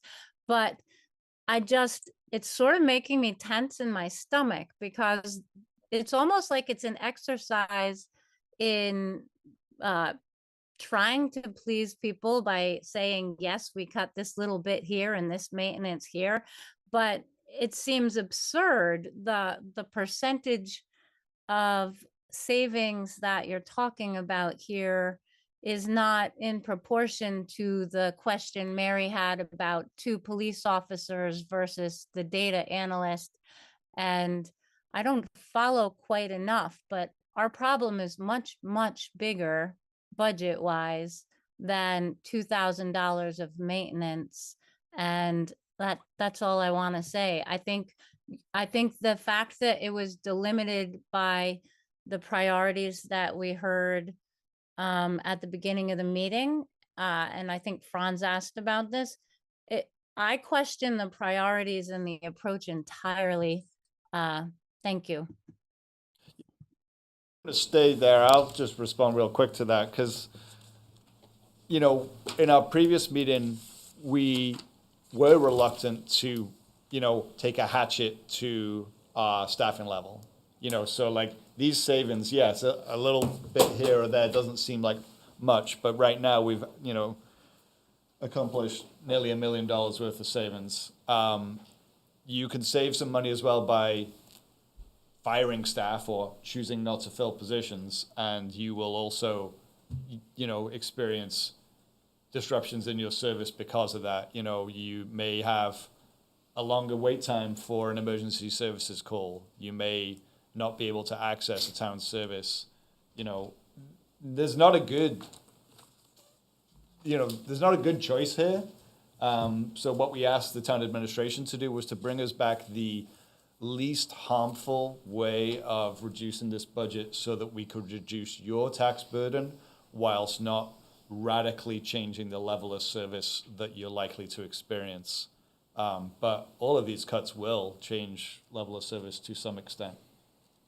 And so, Lisa, you're absolutely welcome to disagree with the approach. I just want to kind of justify it, or at least defend it somewhat. Franz? Yeah. So this is something I was referring to at the beginning of the road not taken, the steps not included on this list. And there would be other ways to save money that would result in other service decreases. And to me, some of those are really worth considering. I'm not going to go into them right yet, but it raises very difficult conversations about town staff and employment and services provided in different facilities. In some ways, I think making a few bigger cuts is preferable to these very small cuts that we're seeing here. But on the other hand, we're going down this list and looking at what's here and considering whether that gets us where we need to go.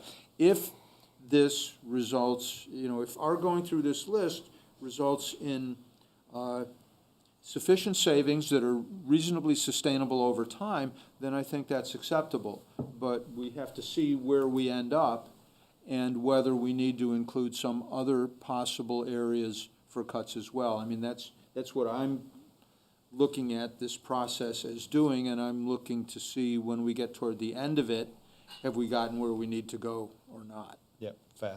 I just want to kind of go back to what Lisa was saying about how to access the material. So anyone that's either in the room or watching at home, so if you go to brattleboro.gov and then click Select Board, and then scroll down a little bit past all of our lovely pictures, and you'll get to Select Board Meeting Materials. Click on the link that says Meeting Materials, December 17th, and then it'll say Agenda Packet. That agenda packet is a PDF of this. So if you wanted to find that, Lisa, that would be great so you can follow along. We're currently on page 92. Jane.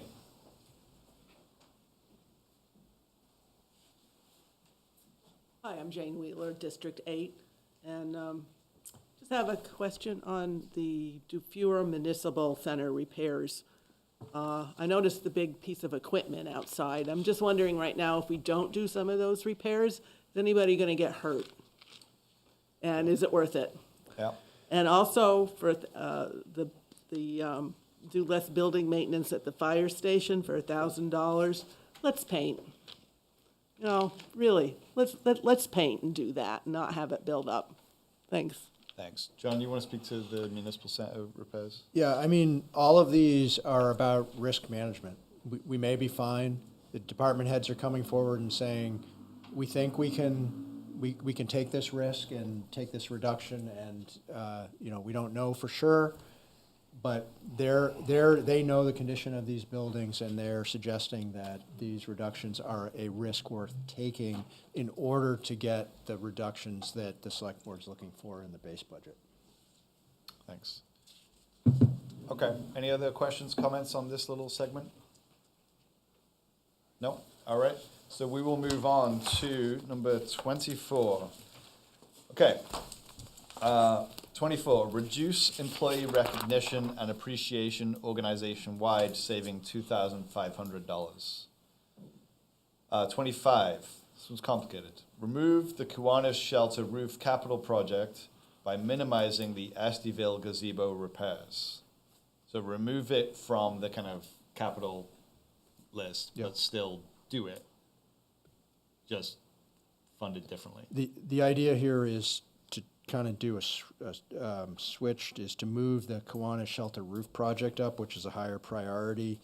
Use the Estiville gazebo funding that we have currently to do two things. One, complete the Kiwanis Shelter Roof Project, and two, stabilize the gazebo so that the select board could revisit that at a later date, whether you want to do some of the things that you've talked about there previously. Okay, thanks, John. Yep. Eliminate bicycle capital spending, saving $20,000. Eliminate the traffic safety budget, saving $30,000. Eliminate the town arts fund, saving $20,000. Reduce funding for seasonal highway staff, saving $9,500. All right, a lot of eliminating in this one. Elizabeth? I'd just like to talk about 26 and 27. 27 is, nerd that I am, my absolute favorite, because as a matter of a member of the Traffic Safety Committee. It's a meeting of planning and public works and public safety and the public. And we study which intersections need improvement, and we plan and we consider. And the only thing missing from that body of work is engineering expertise, traffic engineering expertise. And that's what this 30,000 budget would provide. And so I would hate to see this go. I understand that everyone is pitching in. And again, I'm hoping that on a case-by-case basis, if there's a intersection that requires engineering, that we can come hat in hand to the select board to ask for that service at some point if it's realized. And I understand that what we just talked about with the other grant funding, that there's no specific project in mind, and therefore I'm willing to let it go. But it's too bad. And I will be asking for reconsideration when finances are improved. And I have heard from members of the public or members from the Traffic Safety Committee about what a shame that is. And also, number 26, the bicycle capital spending. And again, I would just say that while it's a shame, it's everyone pitching together to reduce the budget so that our tax burden is reduced. Okay, thank you. Other board members with comments on this section? Richard? I'm not in favor of cutting number 24. It seems like a small amount of money, but we're already asking employees to tighten their belts, and then it's sort of like we have to thank them for tightening their belts and still show appreciation. I think it would be really a bad thing to eliminate that. So that's just my thought there. It's not a lot of money, but and the bicycle, number 26, when I first got on the board, I really wanted to try to promote bicycle safety in town and to improve everything, and I still feel that way. And I know there's a whole group of people out there that are passionate about doing whatever we can to improve bicycle safety.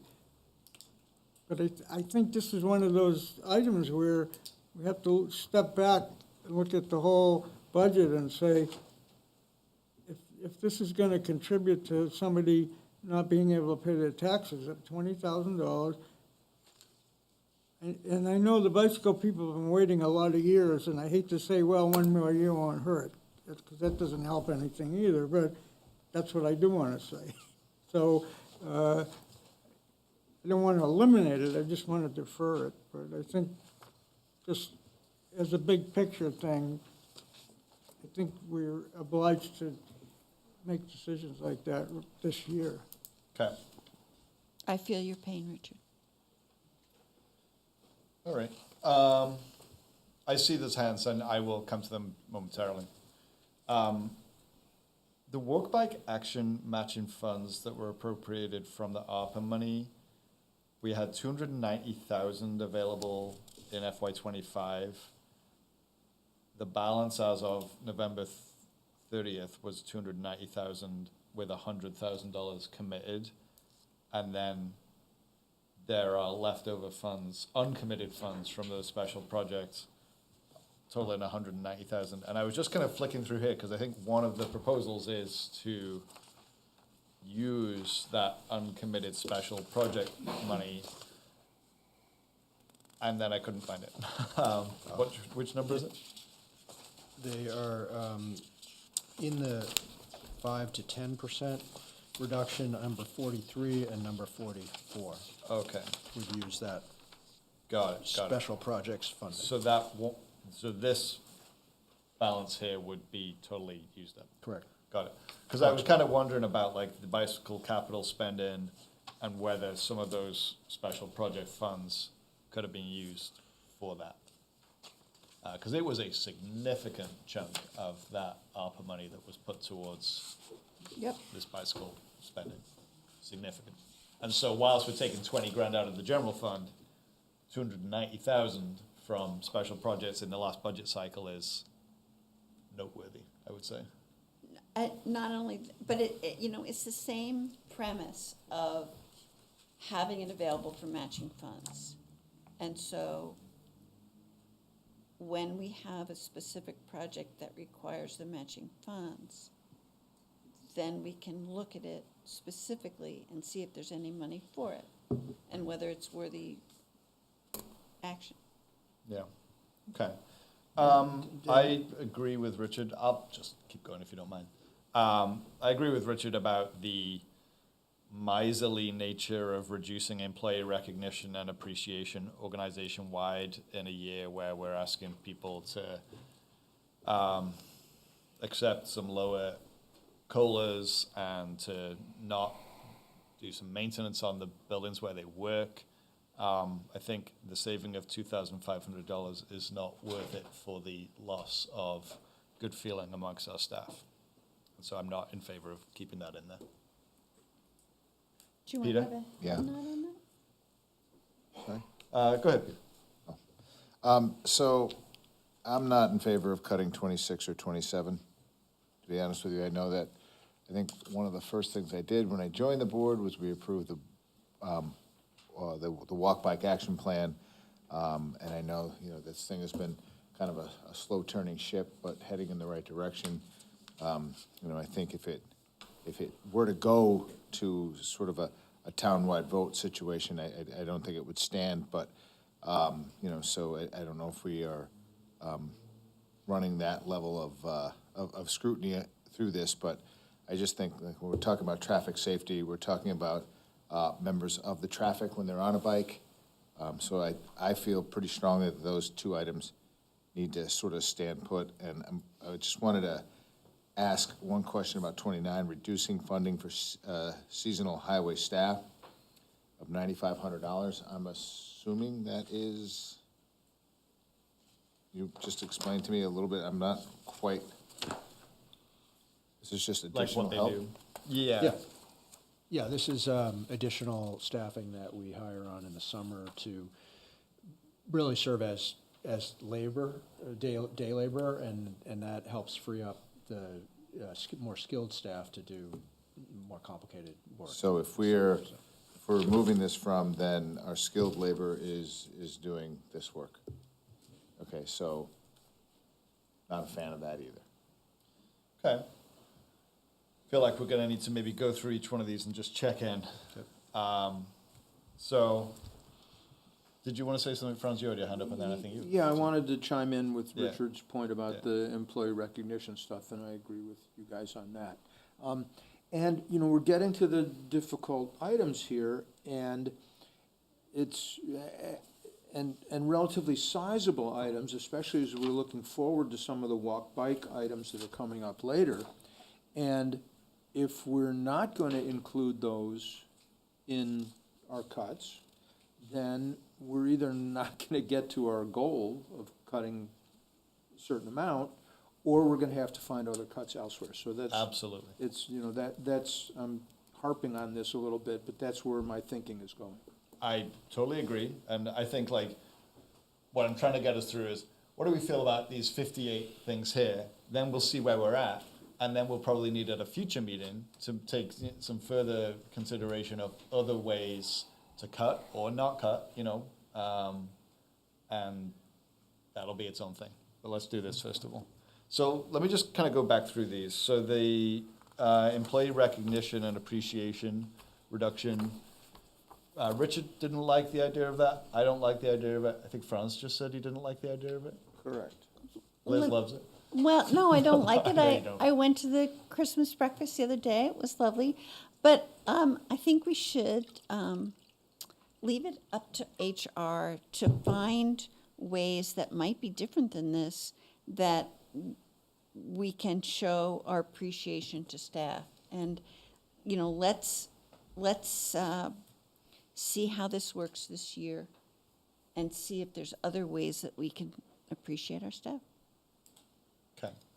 You're not interrogating the HR director then? I am not interrogating, because I will just, in the course of the year, I'm sure that the HR department will find ways to recognize and appreciate the staff that is not considered, you know, these two parties. Okay. Does that sway anybody here? I It looks like no. Well, I was at the picnic and I was at the breakfast and they were lovely, but I Yeah. think that, you know, the HR department is full of ideas. The Well, if the 50 cents I'm HR going to save on my tax bill, I don't know. If the HR department can come up with other ways to fund that, I would totally support that. I have some ideas that I'm not gonna mention right now, but You I have think. paint in your basement, or do you have It's not- cookies in your basement? It's not the paint, no, I don't know I'm what- just I not know gonna about say, his anyway. If there are other ways to pay for this, that's great. If there could be a fundraising campaign, that, say, select board members could contribute You know what's to. fundraising? General fund tax dollars. Well, I know that, but I'm talking about outside the general fund. And I think we should do this, and if we can come up with some other monies to contribute to it, that's great, but we should do it. You had an idea that the select board should defer their salary. Maybe if you get reelected, you'd like to defer $2,500 of your salary. I am for this absolutely purpose. willing to talk about that. Very good. I would feel good if other select board members joined in. Okay. I won't next year. You could set something aside this year, Dan. That's true. I could. Okay, so Richard, you got something to say on that one? Very quick. No, we're asking people to make a lot of changes, and I know it's a small point in some ways, but changing how we recognize them is just another change, and a lot of change at one time, and I don't think that's such a good thing, no matter what it is. Yeah. I think we've already spent $3,000 to discuss 2,500. Yeah, that's very possible. Okay. A lot of money in this room right now. So I think I'd like to hear from others about what Peter was saying about the bicycle capital spending I and was the just gonna traffic work- safety. I was working down the spending. list, Yeah. because. Oh, we didn't get there yet? I didn't quite have the clarity on Okay. some of these I'm things. not sure we've put 24 to bed yet. Yeah, I don't think we have. No. So, Peter? I think you've got $2,500 is a pittance, and I think to reward the jobs that our staff does, it's got to stay there. Okay, so you're saying, don't cut it. Don't cut it. Richard, you're saying don't cut it. Franz was open to it, Liz was open to it. Daniel is saying don't cut it. Okay, that's. We're not gonna cut it. What's that number you're not going to? 24. 2,500, and we'll 20 chip in out of those. 24. Thank you. Okay, 25. Whoa, boy, if previous conversations are anything to go by, we'll spend about 2 hours on this. Remove the Kiwanis. We're not deciding what it looks like. I know. Remove the Kiwanis shelter roof capital project by minimizing the Estiville gazebo repairs. John already kind of spoke to this a little bit. Are the board members clear on what this is? This is literally borrowing from Peter to pay for, or maybe Yes. Franz to pay Peter. I got nothing to do with this. Yeah. I actually, and maybe I'm making more work for myself, because I think there was not any opposition to this. I do not oppose No. it. Okay, so that stays in there then, okay. That cut remains in the budget, whatever, you know what I'm saying. Yeah. Okay, eliminate bicycle capital spending, and eliminate the traffic safety budget were both contentious. Peter was saying he didn't want to do either of those, I think. I think you know, I mean, we're kind of sort of talking about human life here on this to a level where we're examining how our streets flow and how people use our streets and how to keep them safe. So, you know, I mean, I think I know that it's a largish number of 50,000 between the two of them, but I just don't like putting a price tag on the people who use our streets, and I think that's what we're doing here. Other thoughts on this particular item, 26? Yeah, I think, Peter's swaying me, you know, I'm trying to look at the big picture, but there's another big picture too.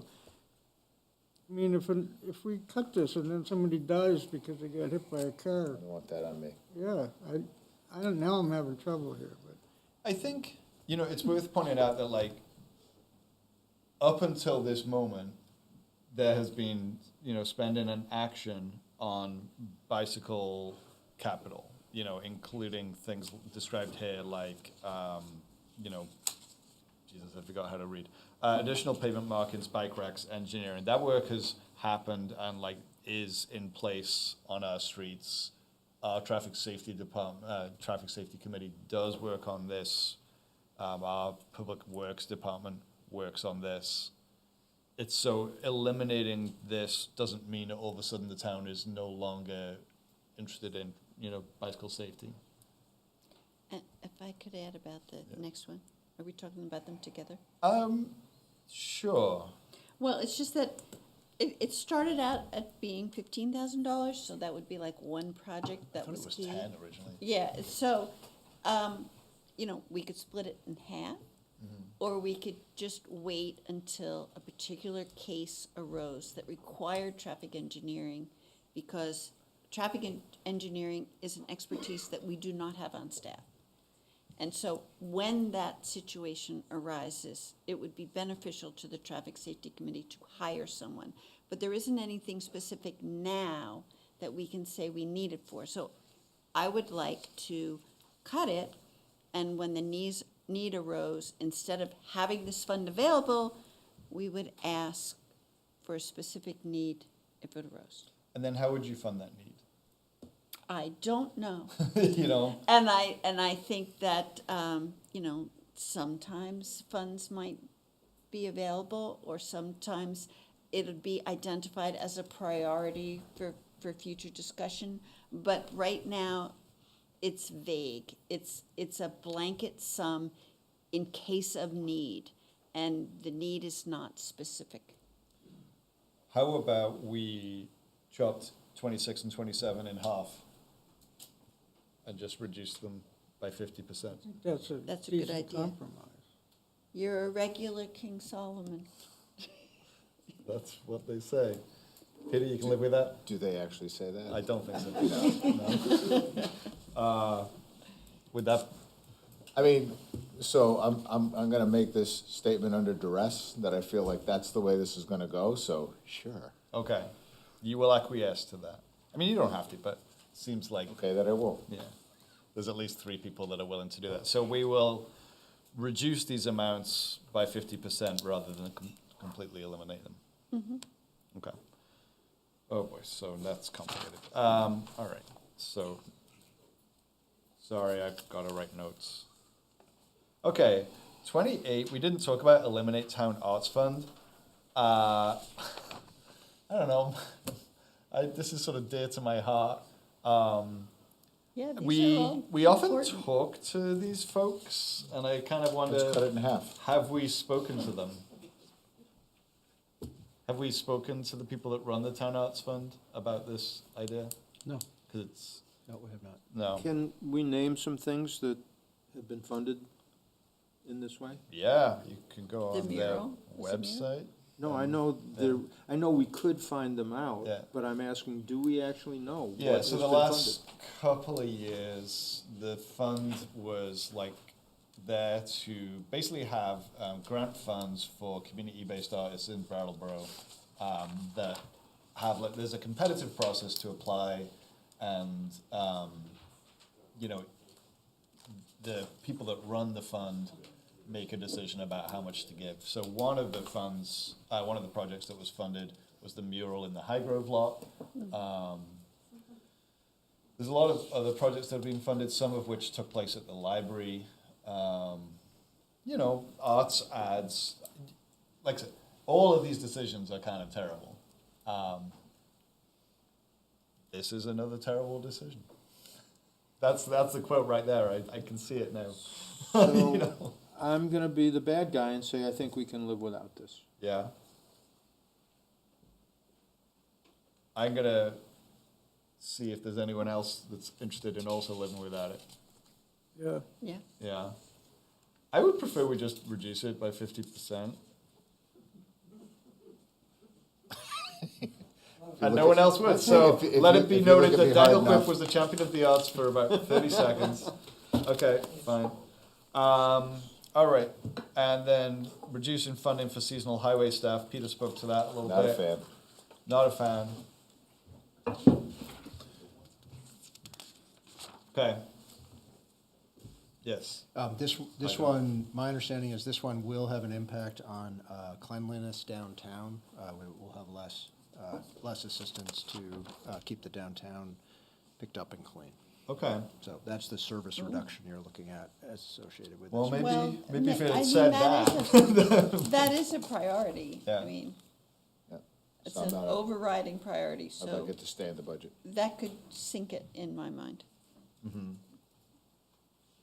Going down for the third time. Yeah, I- I would keep that in. You would keep that cut in there, No, or you I would would keep fund? that money in there. Okay, so we're gonna say no thank you to that. Okay. What are we saying? Hang on. We're 'Cause saying, Now I'm getting confused. we're here. saying we will not reduce the seasonal Yes. highway staff expenditure. Okay. So I that's, was in favor of that, right, just to be clear? Yeah, we're agreeing. so that's no to the Christmas party, halvesies on 26 and 27, and no to the seasonal highway stuff. Correct. Got it. And the gazebo, That's, not so much. that stays in the cut. All right, 30, sorry. I got carried away. Members of the public that wish to speak on all of the various things that we just talked about. Yes. Hi, I'm Prudence McKinney from District 7, and I don't think you'll be surprised. I'm going to advocate that you keep the full funding for both 26 and 27. And part of it is that we underfunded this for so many years that we, are in the situation, partly, it's a variety of things. It's also our topography and so on, but it's been underfunded for so long that I think if we don't try to keep these, this improvement going, we're just never going to get there. And it's really almost a drop in the bucket, the things we've been doing, but they've helped. And we're on a path where we're making improvements. And I just really hate to see us slow down with that.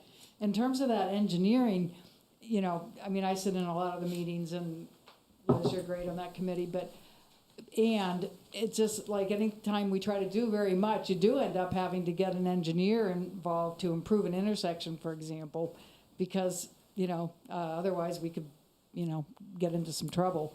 So I just feel like our progress will be considerably slowed by the reduction. And I do appreciate that it looks like it might not get eliminated completely too. Thanks, Prudence. Millicent has her hand on Zoom.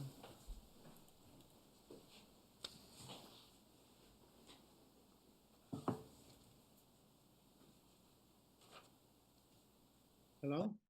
Hi, this is actually Tony. I'm using Millicent's computer. I wrote you guys a letter about this. Tony. I'm sorry, it's Tony Duncan, District 9. I'm the head of the Energy Committee, and I run the e-bike library out of the library. And I actually like the suggestion about cutting it in half.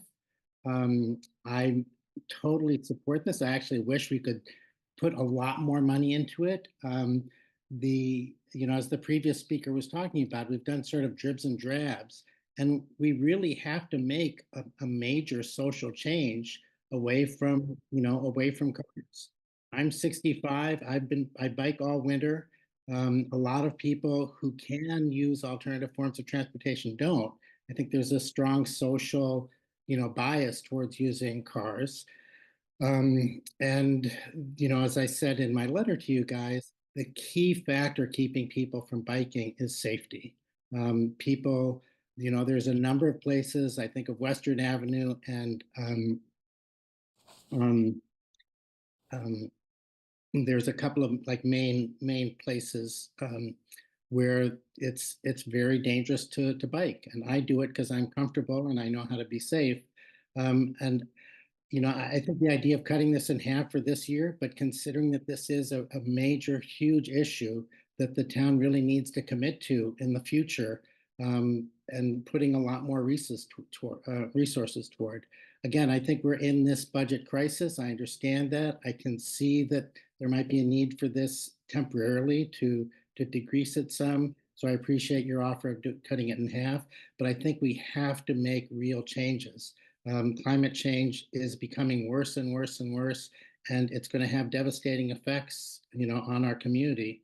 And, over the next 5 years, I think we have to have major, major changes, cutting down fossil fuels and just socially, becoming a less car-friendly community. Other members of the public? Norm, right? Yes.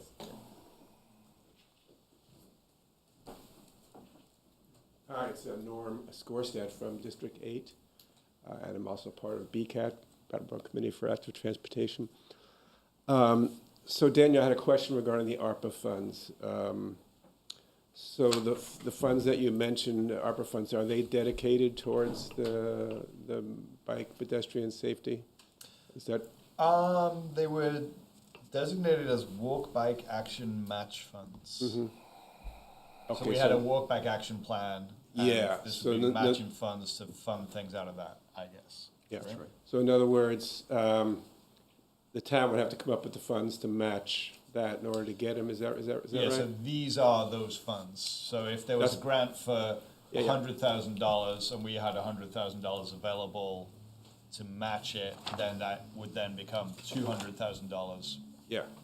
So we can only access that if we had that matching amount then, yeah. Yeah, and I wouldn't want to speak to the specifics because I'm sure every grant is a little different, but yeah. That's the general 44, idea. 45, or, Yeah.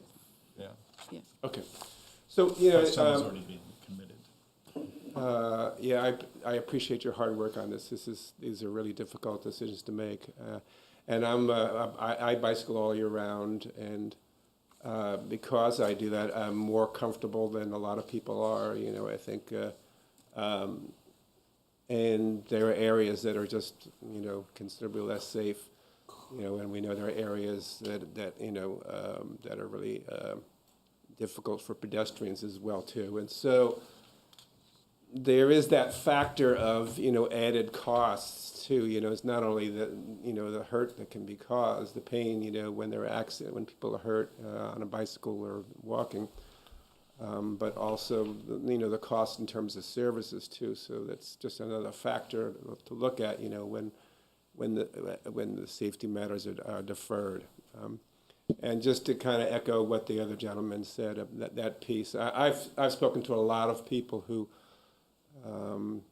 said to me, "It's great that you bike. I don't feel comfortable biking in this town." I get that. So, Thanks, Norm. thanks. Yeah. Kathleen. Oh, I'm sorry, sir. Thanks. Just wait to be unmuted, please, Kathleen. Sorry, I thought I had unmuted. I'm Kathleen White from District 9, and I'm also on the Brattleboro Coalition for Active Transportation, and I just mainly want to reinforce what Prudence and Norm and Tony said, just how important it is to keep forward motion on improving the bicycle and pedestrian facilities in our town. And just what people said about, you know, people aren't comfortable biking because they don't feel safe. We want people to be able to bike and feel safe. And I do appreciate that you thought of cutting it in half rather than eliminating these funds altogether. But if there was a way to keep them, that would be great too. And the other, okay. But if you're not finished, please. Well, I just had a question. I was under the impression that there were a couple intersections that were being planned to be worked on or studied. One being the William Street Western Avenue by the Vermont Deli, and the other being Western and Guilford Street. And so I was just surprised to hear that there is no specific plan. And I'm just trying to clarify, was I mistaken on that? But go ahead, go ahead, Daniel, with what you wanted to say. Answer your question, first of all. That those report intersections. is due this month, and Sue could clarify that for us if she. Okay. Sue, you are interrogated if you choose to be. There's no choice. Yeah, those two intersections are being studied. The report's going to take a little bit longer because they're also doing the Canal Street study. So, yeah, that is forthcoming though. And there'll be So some there's no The engineering costs for that have already been spent. Yeah, that's out of the Special Projects Fund. Yeah. Okay. And it's already being committed. And it's already committed. Okay. Yes. All right. Okay. Thanks, Sue. I wanted to just speak to what Kathleen's saying about, I don't know, like right now we're making a lot of kind of like decisions by consensus on this very extensive list here. There will be, further deliberation. I'm sure other people will have other things to say that will impact this board. And then this budget will go to town meeting. And, town meeting will also have the ability to say yes or no, or change the dollar amount. And oftentimes when the town meeting changes the dollar amount, they also provide direction about how they want those dollars to be used. And so in the years I've been involved, I've seen town meeting usually add dollars to the budget for a specific purpose, and then select boards after that, generally, I would say, almost exclusively, uniformly follow that advice. So, it seems like there's a lot of advocacy around these bicycle funds, and maybe town meeting will be a place where that will find a home. All right, moving on. Mr. DeGrey. My goal is to get to 36 and then take a brief break. So we spent Go a ahead. lot of time on number 24. 36 is. And as we move ahead, I guess the best way to categorize some of these is like putting a Band-Aid on a sunken chest wound. Really, I agree with something Franz said about an hour earlier, that we're making these, if we make these reductions, there are other things that we could be reducing that we wouldn't be spending all this time or looking at. I said before the budget process, discretionary spending is really not anywhere where you want to look and cut in this budget. I do support what you did with 26 and 27. The way Liz talks, that all of this money is for engineering, and when you read the narrative on 27, it really talks about other things, installing devices, which I'm a big supporter of. So if you didn't make the recommendation to cut it in half, I certainly would have suggested it, and I was going to suggest the same thing for the bicycle. But having said that, in my eyes, something needs to be reduced to get to the number that hopefully we're trying to get to, that we just can't keep taking things out. And the way the discussions are going in my eyes, which is normal, but it's like, your pet, I'm going to stick up for it, rather than the goal is to get to a number and everybody's got to feel a little bit of pain. It's like Liz is on the traffic safety. You want to support the arts. Peter, he's a bicyclist. He sells bike. I can understand your advocacy, but the reality is we're trying to reduce the budget. And if you want to do what you're doing, cut things in half, or not cut them, just remember that we're going to have to go and look in other areas. Thank you.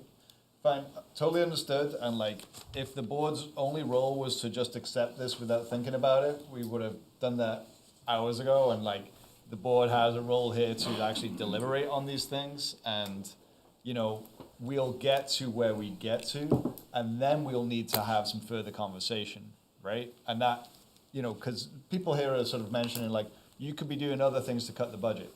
If where we get to isn't satisfactory to a majority of this board, then we'll need to look at other things. But we'll see where we get to, first of all.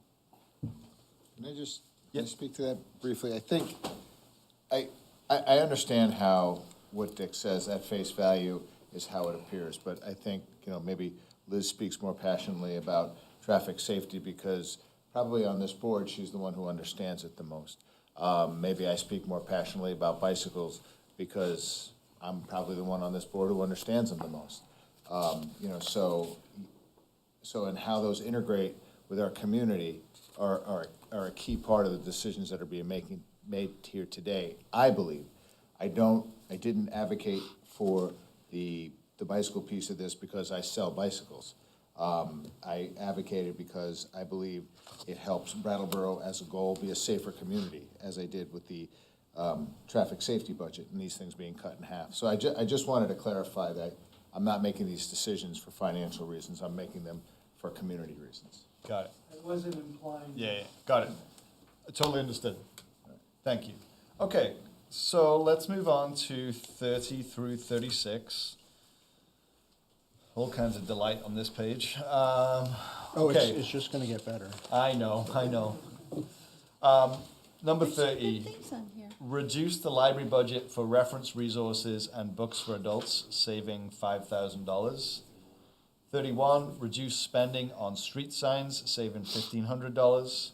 32, reduce spending for line striping projects, saving $3,000. 33, reduce the library budget for juvenile books, saving $1,500. 34, everyone's favorite, eliminate leaf collection for $20,000.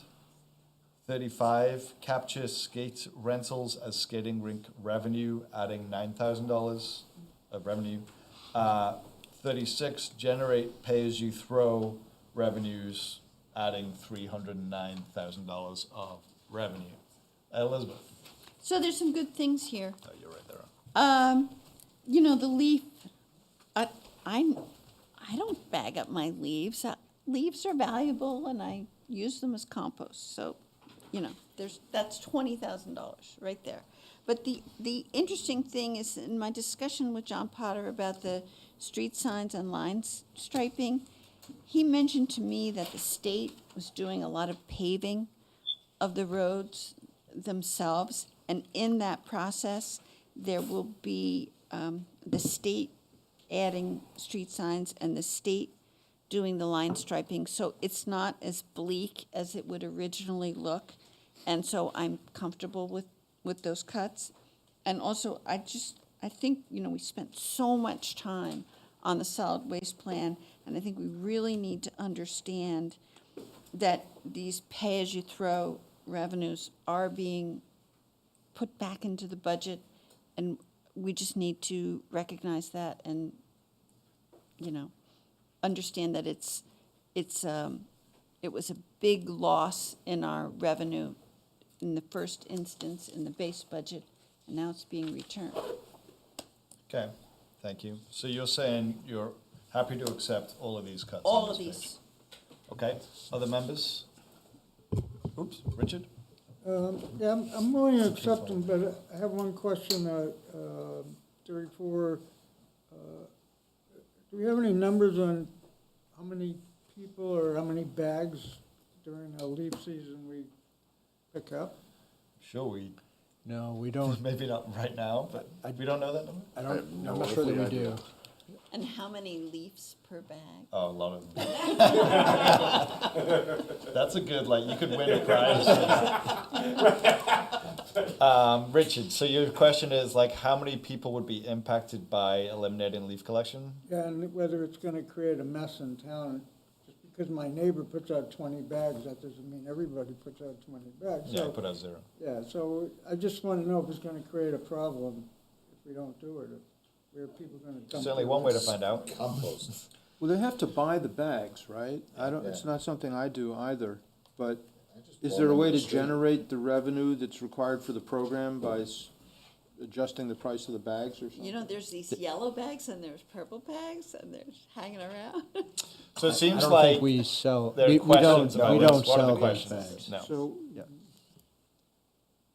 where do they come from? They Round buy and them robin. at Round and So there's You never no, done this before? I can there's picture no component of that supports the actual collection of the bags. So that the town pays for the collection, but you have to use those bags in order to participate in the program? Is that how it works?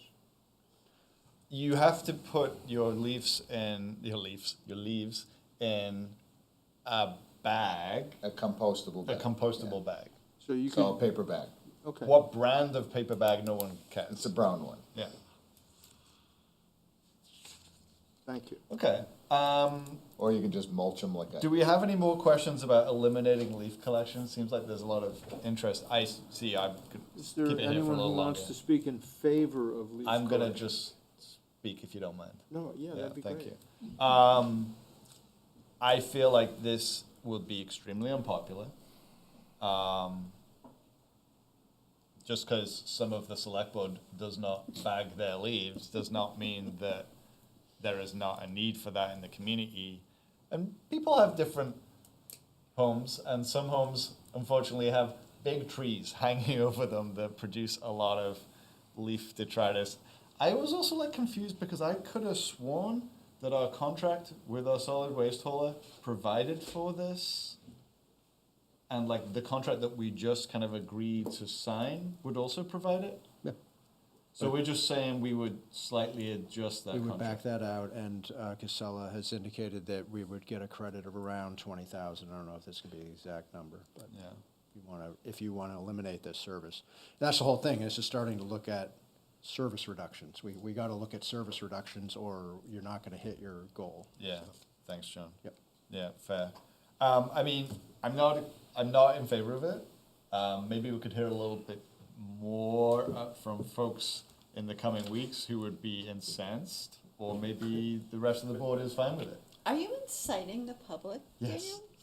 Daniel? Yeah, I don't think they need any help from me. Is that the same as rousing the rabble? Yeah.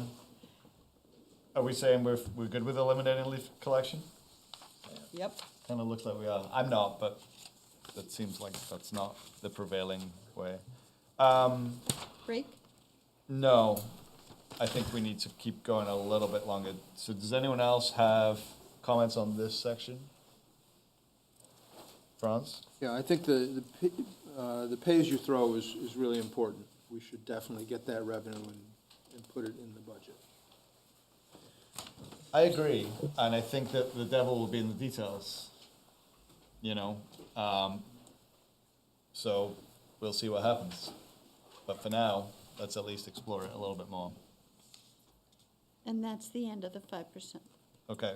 I want to just talk a little bit about these library savings. I don't know. I know everybody has like town services that they are like particularly excited about. I find the library one of the most important things that happens in this community. It is a truly like cross-class, cross-cultural space that a huge swathe of our community benefits from. And, you know, spending less on books seems wrong-headed. Yeah. John? Some of the discussion at the management team was that, yes, this is very difficult to take these types of service reductions, but it would be far worse if you were talking about library staff that you were reducing, and it's better to affect the collection than to reduce the service and the hours that the library can be open. Okay. It's basically a stomach or face question. Mhm. Where do you want it to get? Yeah. Okay. Any board members need to say anything on that one? No? I don't. Mary? Oh, sorry. No, that's all right. Yeah. Go ahead. Mary Del Prairie, District 8. Can you still order books? Like if they don't, or, you know, if they're not ordering in the adult books and the juvenile books, and my daughter wanted to read something, can I go to the library and say, I would like this book, and can they get it from somewhere else? I would expect so, but let's Yeah. hear from the professionals. She's coming.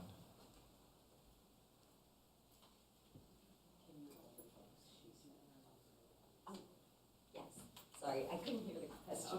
Way back there. What was the question? We're talking about the reduction in books Mhm. that you'd be ordering. Mhm. If I wanted a book or my daughter wanted a book, could we go and request it? Could you get it from another library? Absolutely, yes. As long as, libraries don't loan brand-new books, but we would have enough that if you and your daughter came, or if anyone came and requested a book that we knew had broad popular appeal, we would still have the money to do that. So, but Thanks, thank you. Thanks, Mary. Other questions? Okay, so we have got to item 36. If we had said yes to every one of those, it would have reduced the budget by 5%. We didn't say yes to every single one, but pretty close, so, John? I have an account, I've been keeping track, for you. Daniel. Thanks, John. So with, except, taking those reductions, that we would reduce the tax bill per 100,000 by $109. But with the 44,500 that you took out, that would take it to about $104 reduction on the tax bill. Okay. So $5 of the reductions you rejected, and 104 you accepted. Okay, thanks, John, that's helpful. All right, at this time, I'd like to take a 5-minute break. Oh, you had a question? Well, you were going on. So No, go ahead. I just have can I have a clarified question? Yeah, absolutely. Jennifer Smith, District 7, about line painting. That was in that section. Yeah, sure. I know that you said that, like, the state was going to do some of that. Does that affect any of our crosswalks in town? Because you guys paint those several times a year, and it's very important. I'm seeing 2 members of the Public Works Administration shaking their head. No. That means no? Yeah. Thank you. Yep. Very important. All right. Okay, we're going to take a break for 5 minutes. We'll come back at 9:50. What, 8:50?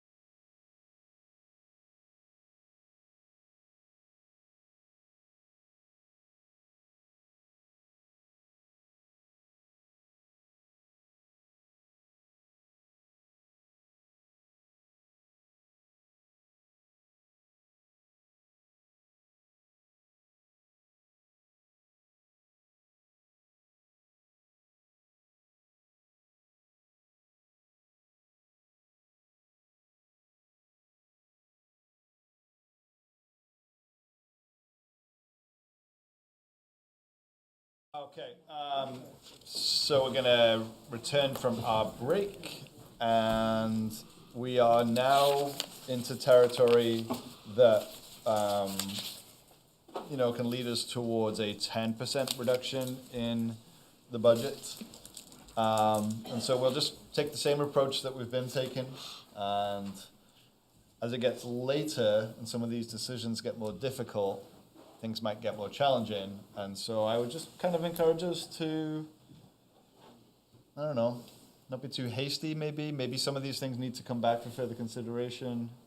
Yeah, this is important stuff. So, 37 through 39. 37, skip the Global Warming Solutions Fund for a year, saving $70,000. 38, reduce capital roads funding, saving $75,000. 39, reduce human services funding to 1.4% of the FY25 general fund budget, saving $138,333. Select board members. I got some comments here. Yeah. I think that we have used the Global Warming Solutions Fund to various town benefit over the years, but I don't think that the town would be overly compromised if we skip this year. The reduce of the capital road funding is interesting because I'm well aware of the plans to the Oak Grove corridor, et cetera, so I would be hard pressed to approve that. But I support reducing the human services fund to 1.4, which is what it always used to be, or it was for a certain amount of time, except for the last year or so. So I'm cool with that. Okay. Other board And I members? don't know if other people want to hear more about or keep in the capital road funding. Yeah. Richard? I agree with, we can cut out 37, the global warming, that I think that's an okay cut, but the capital roads, I think it's a bad idea to cut that. I think we're gonna end up spending more money than it saves in a short period of time. And probably also some safety considerations if the roads aren't that good. And the human service funding, I could live with down to 1.4%, but my feeling is as we go through this process, if we need to find another place to cut things, we should also consider going down to zero, to level fund the human service budget from last year if we need to make up for places where we didn't cut. Well, I think further along in here, there's a request that it be 1%, and so we should keep that in mind. Okay. Other board members? Sure. Peter? Yeah, I agree. 37, we can leave that in as a cut.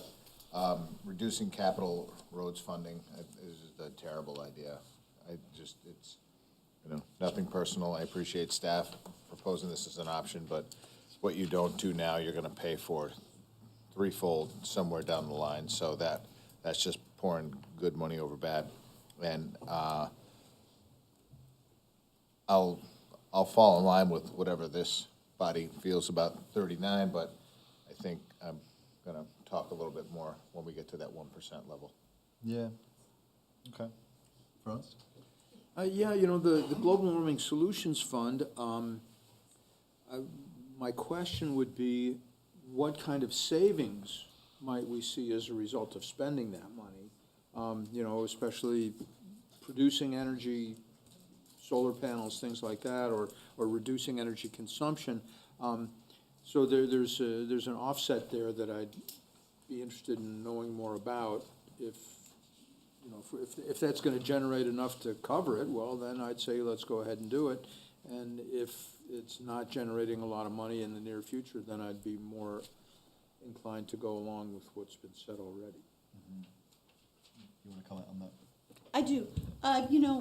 Over the years, it built up to a certain amount, and Stephen Dotson and Carol a lot used it to offset the environmental benefits associated with the Living Memorial Park project. As you recall about the refrigerant and the skating rink, etc. So that's the last time I can recall that it was used in bulk. And so I think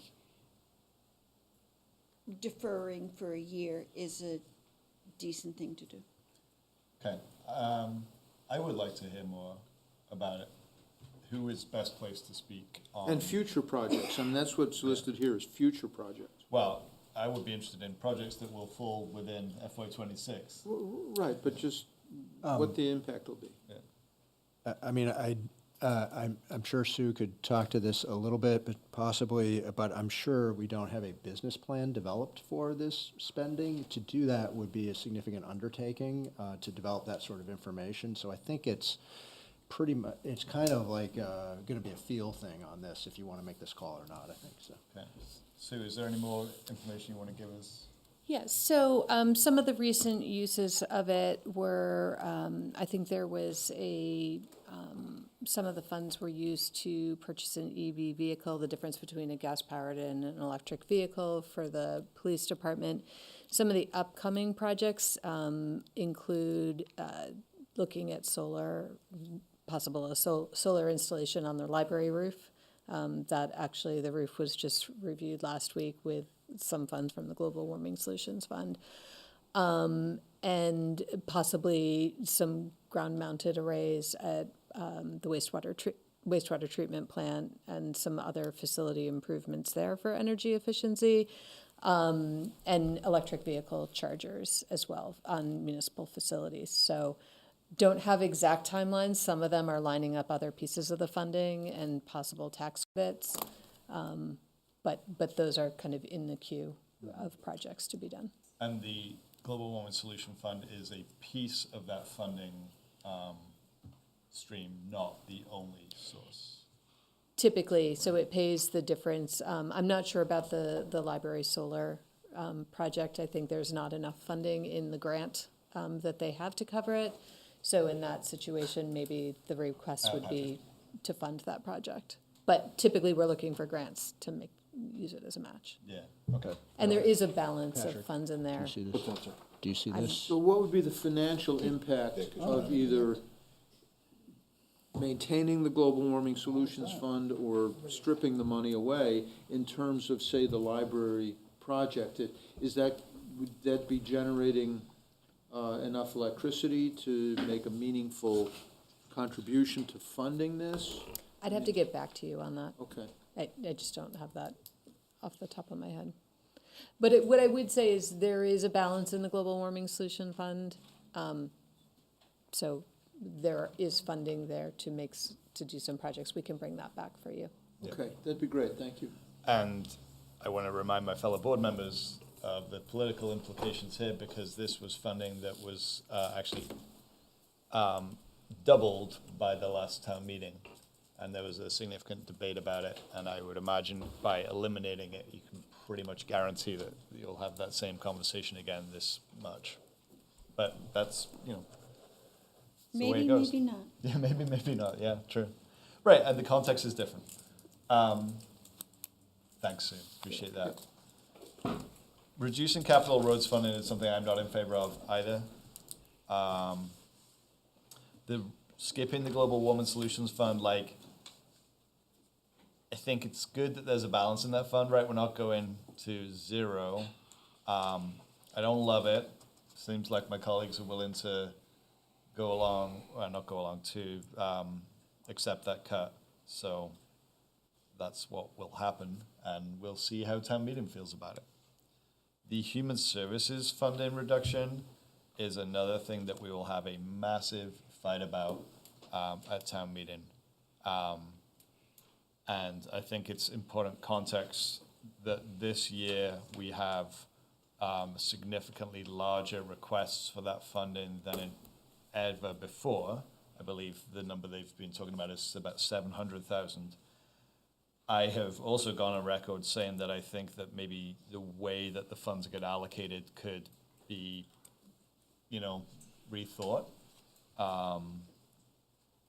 So in this memo, it kind of speaks to like, okay, well, if the committee had $138,000 less to work with, which I think would bring it down to like 320 or something like that, pretty much in that ballpark, around about $300,000.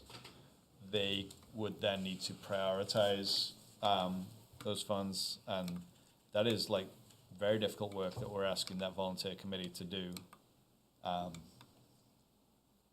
So expect a big fight at town meeting about that one. Or an even bigger fight if we do go ahead and do, reduce it to 1%. Yes, and I'm aware that the requests are great, but I also know that the 1.4 is consistent with it has been, except for the last year. Right, and RTM took a vote saying 2%. Majority of RTM members took that vote, and so we're choosing to ignore that. John? So after further conversation with the town attorney, he recommends that you would put a article on the warning to amend that 2% down to whatever the select board might suggest or recommend, and that would be the way to do it. And that would be in advance of what the article where they approve the spending, Right. obviously. Correct. Yeah. So, and then that could be applied pro rata to the list that the committee approved. If that's one potential way to do. Yeah, interesting. Okay. Other board members with thoughts on these items? Looks to me like we are not going to reduce capital roads funding, but those other two cuts will remain on the list. Members of the public, Mr. DeGray. And Mr. Gray, if you would mind not trying to sync your iPhone to the computer screen, Patrick would appreciate it. Did I try to do that? Yeah, I'm sure it was by mistake. It was. Yeah. That's why I don't like. We don't want to see any pictures up there. Oh, my Wi-Fi, I think it was my hearing aids that I was trying to, that's what it was. A question, I thought number 39 was a separate article question to its own. Yeah, it has Right? been. It has been, and it would continue to be. Yes. Well, not necessarily, but yes. When, going back to something you said a little bit earlier about RTM does not have line item authority to cut and/or to add money, and it's up to the ensuing board to say, well, they put money in and you don't have to put it where they want it. And I have examples of that when I was on the school board a million years ago. But I'm not even sure this should be here because you're taking a reduction that you don't have any control over. You're taking a reduction here of $138,000. And RTM will set that. Now, I mean, you can put, I think last year there was a discussion about putting a number in there and letting the board recommend, but how do you put something in here for a reduction in the general fund budget when you don't have any control over the amount? It may get to 1.4, but it may also go up to 3.4 or 4%. So how I read this was we've given the Human Services Review Committee a figure that lines up with 2% of the previous general fund budget. Right. And they are currently working on their requests using that figure as the ceiling for what they can spend. And so we're saying in this, actually, no, you can't spend up to that. You can only spend up to this. That's how I understood it. Yeah. They're spending the money that was appropriated in this year's budget. John, do you want to? No. clarify? Yes. So the spending in this year's budget, FY '25, was from the previous approval. So that money just got implemented in July. That was for the article that was approved at the March town meeting of all those human services projects.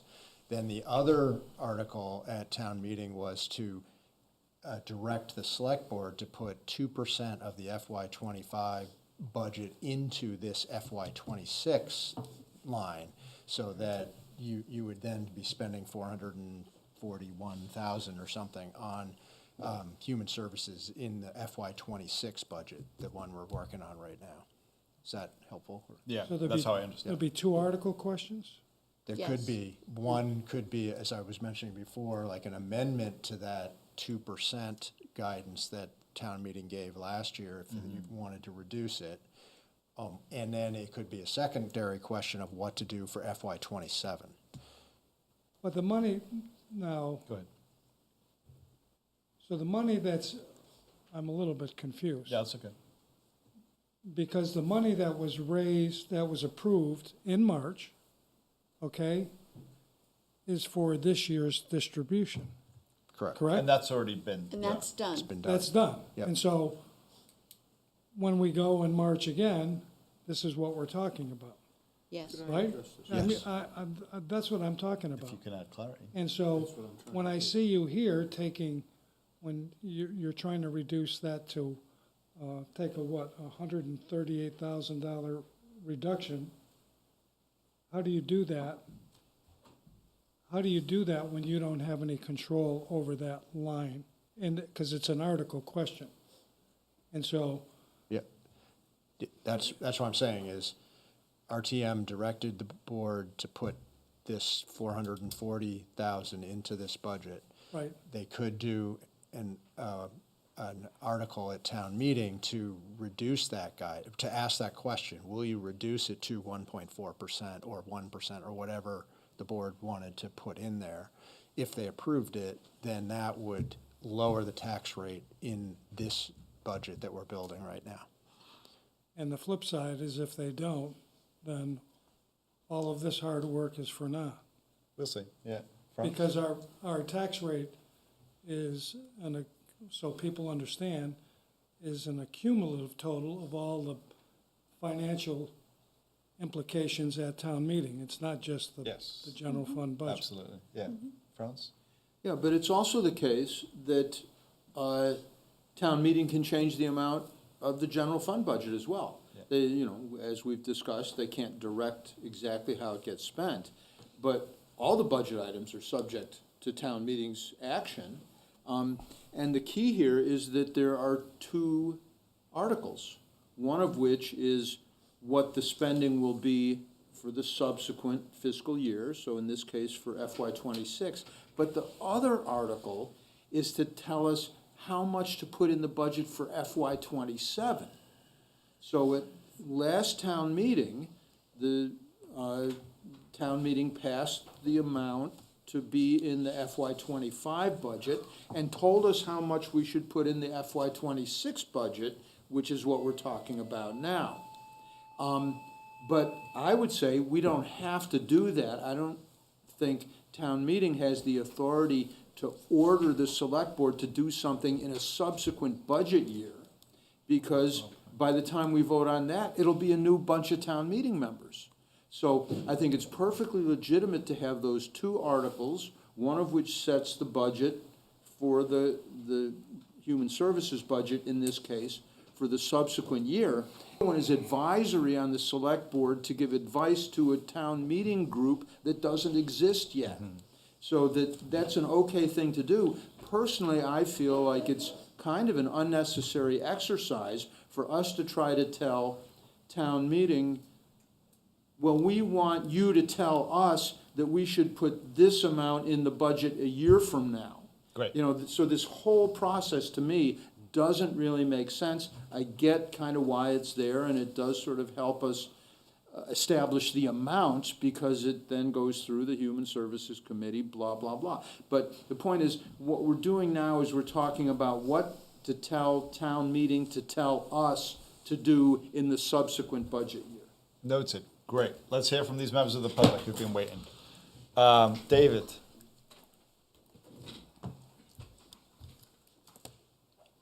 Thank you, David. Just want to make a point in this connection. Because you use a percentage of the general fund, in years when there are increases in the general fund budget, that also increases the amount of money going to human services. So as long as you're working on a percentage basis, there's already some inflation in what gets allocated for human services. I'm not speaking in favor or against any particular amount, but I think it's something that needs to be pointed out. Thank you. Oscar?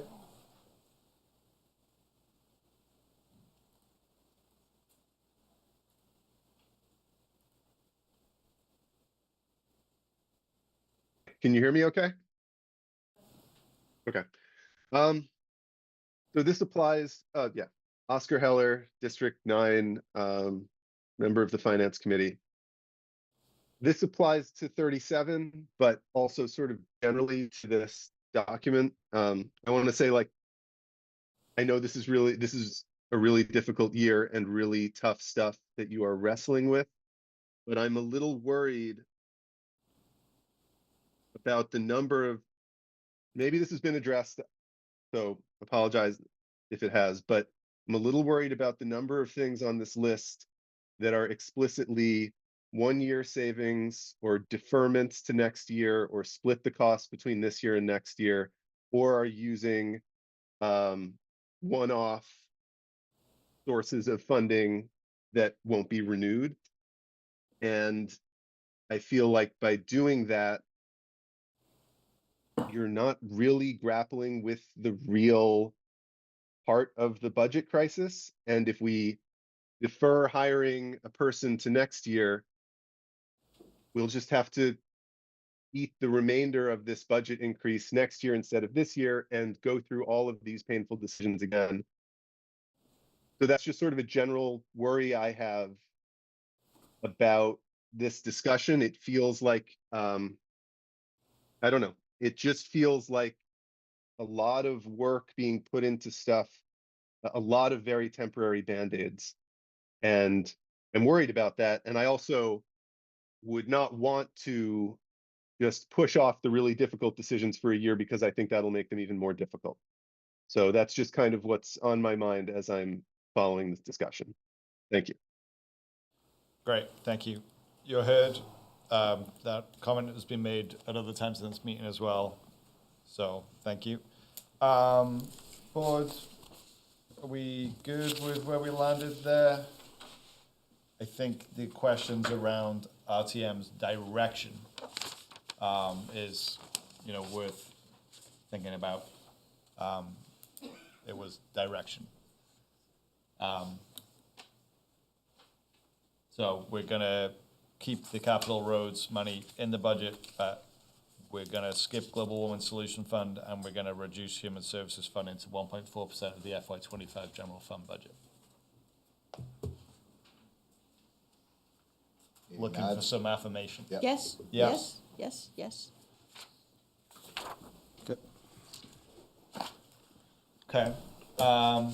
Lisa and Tara, did you want to speak on what we just sort of were talking about? Lisa's nodding her head. Who would you like to hear from, sir? Lisa. Thank you. Just a quick thought, if it is so easy to cut the Global Warming Solutions Fund, then there were not appropriate stipulations of criteria and constraints for the use of the fund put in. Like Franz asked the question, how much could this save us? And if it's being run properly, we ought to be able to say that it's only being spent on things moving forward that actually specifically save our town budget from energy use expenses, and we need an accounting of what those expenses are and what the savings would be. That's what a sustainability program would do for an organization with a budget. And so I wish we had the information you needed to disagree with you about keeping the cup for 37. And I hope that you can have it next time the discussion comes up. Great, thanks, Lisa. Tara?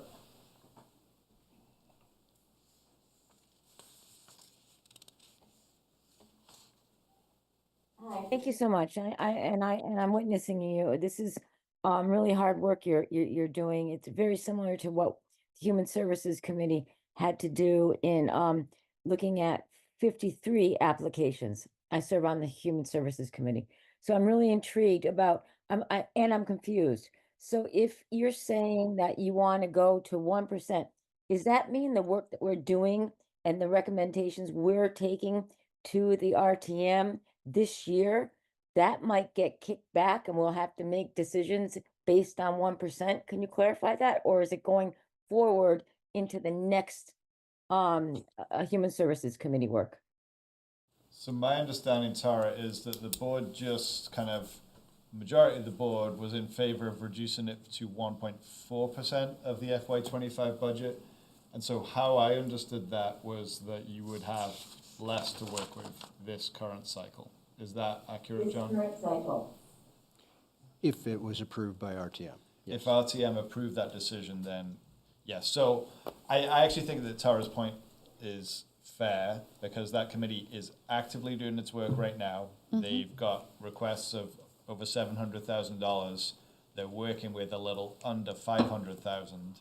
They will say, and all of their decisions are pending RTM approval, right? So it's like they will say, we intend to fund these organizations to these extents, and then RTM will decide whether that's actually what happens. By the time we get to that article in the RTM, there would have been a article saying the select board reduced it to 1.4. Something like that. Is that okay? Yeah. It wouldn't be worded like that. It'll be much better. But that's how I understand it. Is that accurate? Something like that, yeah. Tara, do you want to say anything more about that? Well, I just want that this work was not done lightly. And we went through a process very similar to what you're going through right now. You know, looking at 53 applications and having to cut a difference of 300, I can give you $309 $1,000 we had to make a decision about. So, you know, that was not done lightly. And to have that thrown back to a committee, which may not be all of us, because we need to be reelected onto the committee, to start the work with, I think that would leave that would not fare very on the floor of the RTM, number one. So I would ask you to reconsider approving that, because that's going to be a major decision to make. That's going to affect a lot of folks who need a human services money. These organizations, the decisions were not done likely, and I cannot stress that enough. Thank you. Thanks, Tara. Board members? Moving on to the next page. Are you looking for comments based on that? I'm just curious. It was kind of a request for us to reconsider it. I want to hear whether there's any interest in that. Well, as you said, you know, there's going to be this iteration, and then it comes back to us on January 7th. So I think we should continue as we have. I think trying to solve that tonight, I mean, this is, obviously, you know, there's a myriad of ways that this number's gonna change. And this is just sort of sticking a pin and here's an idea, and then that number's gonna go up, and the final decision will be made during RTM. Okay. So. Burns? I think Tara's points are serious and well taken. And to me, it emphasizes the problem with our current mechanism, which is that at the last at the last representative town meeting,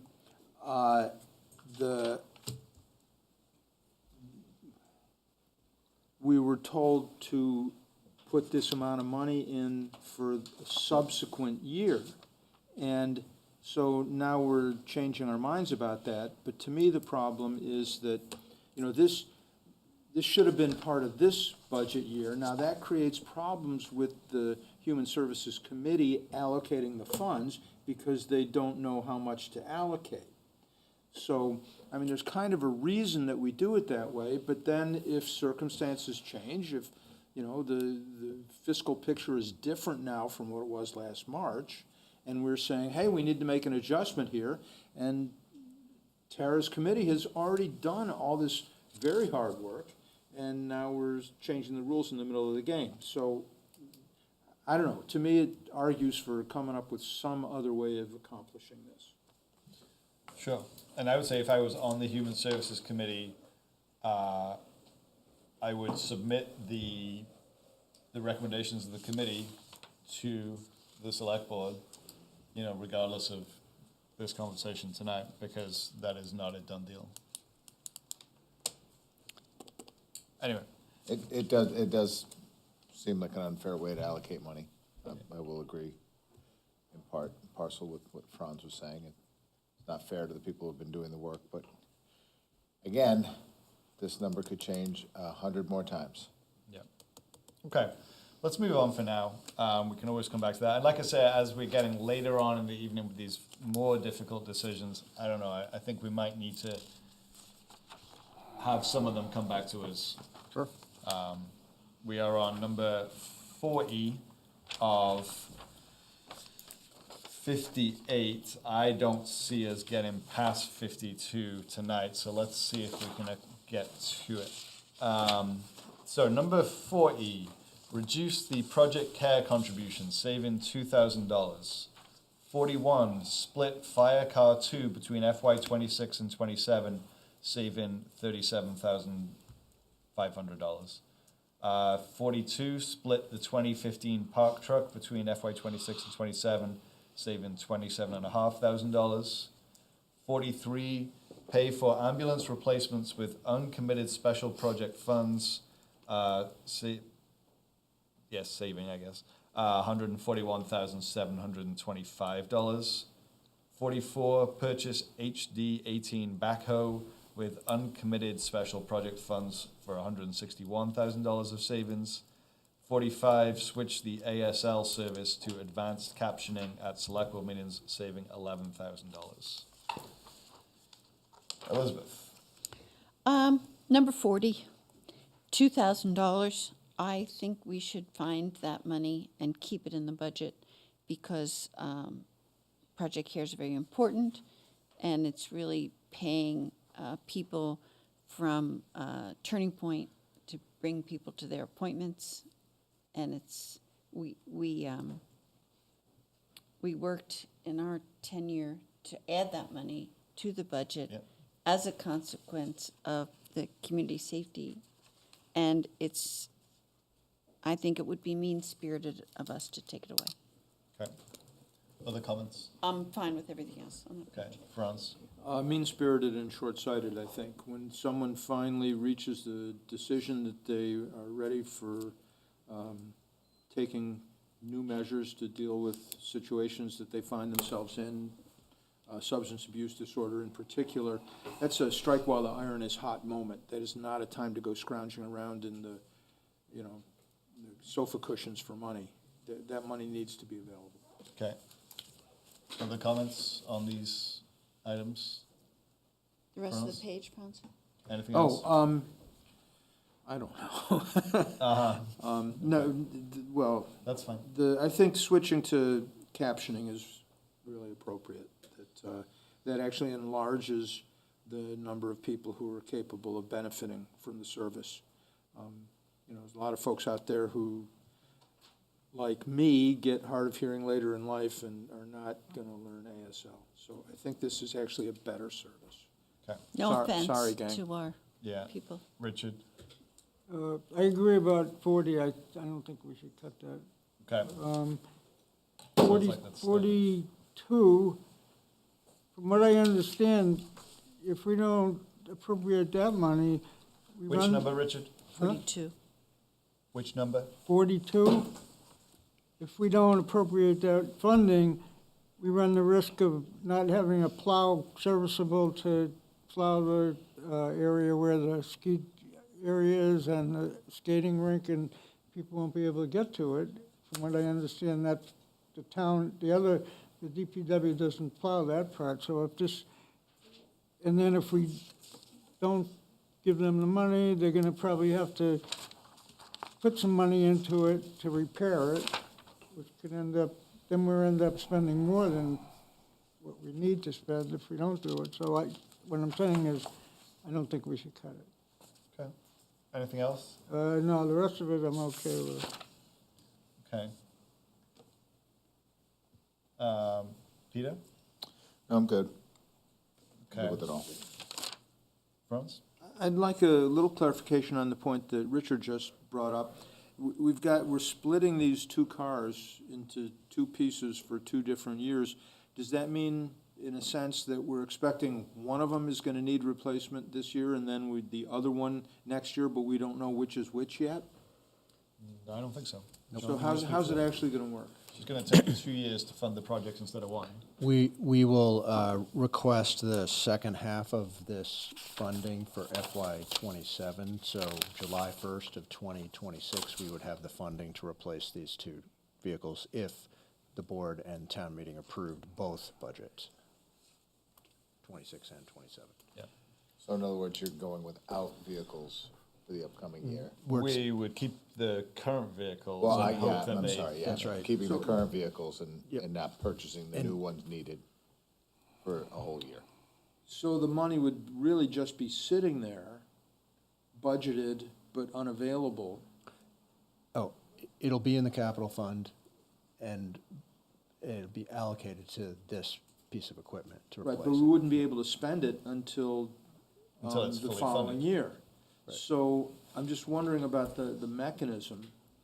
It would make more sense to me if we said, well, these 2 vehicles are, getting to the end of their useful life.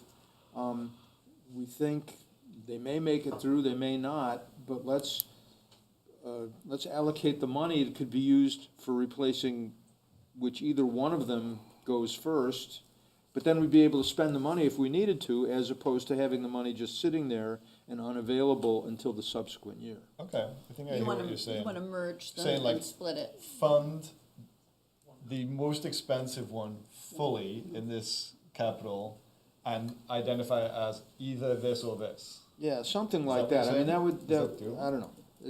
This is just top of the head stuff. Yeah. That makes sense. It's an interesting proposal. Could we consider it a little bit more at the subsequent meeting? Yeah, Well, I think John understands the point. So, but, okay. You're not changing the reduction then? the amount would stay the same. It would Okay. just be a different allocation mechanism, Okay, I guess. Huh. Okay. yeah. Is that gonna, Have does to that think make about sense? that. Yeah. I mean, it's really. Let's I think about it and bring it back. Oh, I think what you're saying is just fund the park truck and defer the fire car to fiscal '27. That would be what I would kind of be hearing there. Yes, unless the other plow one truck is dies cheaper. first and needs to be replaced first and then make the switch. Maybe we can do that anyway. I don't know. Yeah. We'd rather, I think it'd be better to have them on a replacement schedule. Once we have the funding for one or both of them, we would order the vehicle, but, and take this is really, again, it's a risk management thing, like maybe these will both be fine, maybe not. We're just trying to save. Right, and I was we're taking trying it to as- reduce the budget. Can I just remind folks that we could just kind of put these 2 as big maybes right now and bring it back You could, for the well, time when we've had a bit more time to okay. think about it Okay. and a little bit more energy and Okay. would that be acceptable to the board? Sure, but I think if we have a caveat that says ultimately that the number in each budget year stays the same, then John can do his magic with the overall 5%, 10%, whatever the savings is. Yeah, it is helpful to know the number. If you can get through these tonight with pretty clear direction, then we can bring back a line item budget for you to look at Okay. on the 7th. So I would urge you to make the decision. Well, so if the we can. question, so the question I have then, and maybe this is where it's getting late and my brain is not functioning as well. One of these requires 37,500, the other requires 27,500. It's not the same number. Right. Help me understand how. Well, that's why I was saying, if what you're saying, that's why I would do, if you want to reduce this reduction or, eliminate some of this reduction, I would like, say, maybe fully fund the park truck, if that's Richard's concern. Sounds like there's more concern about that than the fire car. And just delay entirely the fire car 2 until FY '27. Is Let's that do kinda that. where- That's what okay you're- with me. Can we agree on that? Works for me. Yeah. Sorry, Chuck. Let's do that. Okay. Okay, very good. That's at least clear. We have a hand raised. Yeah, go ahead, well, Well, it's just a question on the truck. go ahead. So, with all due respect, I'm looking at this, and the truck, are we doing it because the truck is 10 years old? Or are we doing it because the truck has 46,000 miles, which averages about a little over 4,000 miles a year? I mean, if the truck is running fine, we have mechanics, I'm wondering why this is even in here. Is that, what's the criteria for that? Because I'm wondering why this is even in here, because if it's got low mileage, just because it's 10 years old, if the thing is running fine, then why are we replacing it? John, are you able? Yeah, I mean, we're on a replacement cycle so that the equipment is kept well-maintained. Maybe it'll make it another year, maybe not. We don't know that. It's likely that there will be a need to replace the plow on this truck.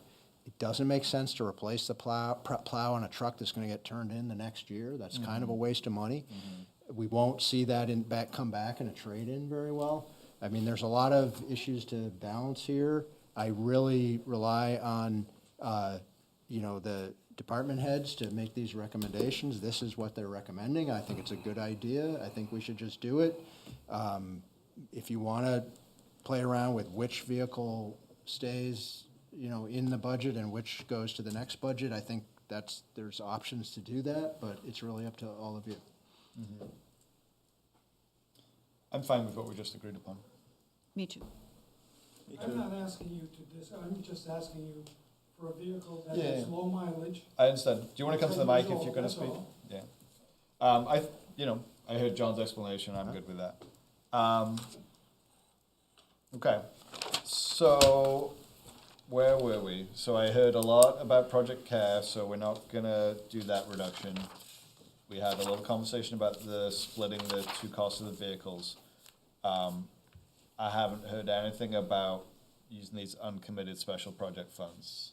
I Is that think something where? we're okay with them because nobody seems to have a specific problem with them. Yeah. Okay. All right. 46? Moving on. Unless other members of the public wish to speak on any of these items that we just cursorily dispensed with. Okay.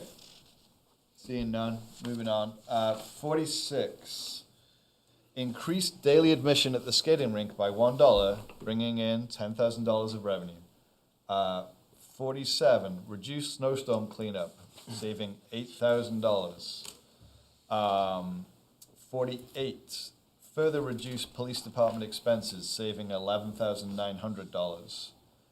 49. Defer IT coordinator hiring to FY27, saving $94,430. 50. Defer intersection capital funding to FY27, saving $100,000. Board members, what is your question? Peter. Sorry. I'm gonna just kind of go through a few of that's- these here. go for it. When is the last time the rink raised their prices? Do we know? John? I don't know the year, but I know it was quite a while ago. Okay. Okay, so, I mean, I guess I'm okay with that. Not a fan of reducing any police department expenses. I guess the big one on here, and, you know, I've been pretty vocal about not cutting and possibly considering not hiring positions that we haven't hired for already, but speaking of 49, I feel as though we're just sort of opening ourselves up to another year of sort of dodging bullets if we don't kind of act on that one. So that, of all these, that one sort of concerns me, because I know that we approved that, how long ago? Well, in the last budget, it's and we been just didn't. hanging around. It's been Yeah. sort of hanging around there, and I feel like we've been lucky. So far, with what this job would do and how it would kind of add a insulating blanket over Brattleboro as far as some nefarious stuff that goes on the internet. It's a big number, but I think that one sort of has to stay in there. That's kind of my opinion. And deferring intersection capital funding of the $100,000. You know, again, we're talking about our infrastructure. So, you know, I guess I would have to have that conversation a little, I would want to hear more about that. Okay, great, thank you. Elizabeth? Well, starting from the last thing, I mean, we can ask Sue about, or Dan, about deferring the intersection capital funding, because Sue just talked about the fact that the report, the study that was being done for this intersection is being delayed. And so if the report has been delayed, then it seems kind of logical that we can defer the funding for the work that the report would I mean, identify. as we are discussing this at this table, I'm comfortable with that, but is this decision where the rubber hits the road? That's my question. Like, how does that play out here?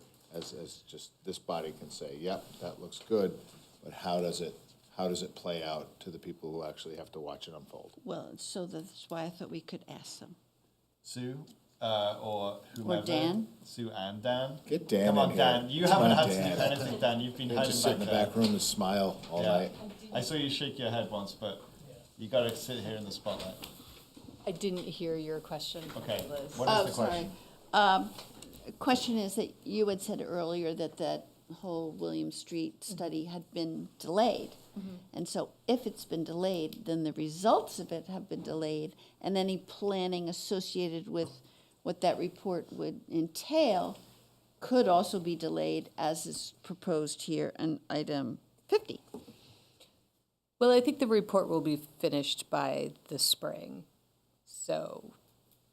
And so there would be a process by which your two departments would study the results of that study and then come to the select board with a plan of action, and then that plan of action could be delayed just a couple more months till the next budget.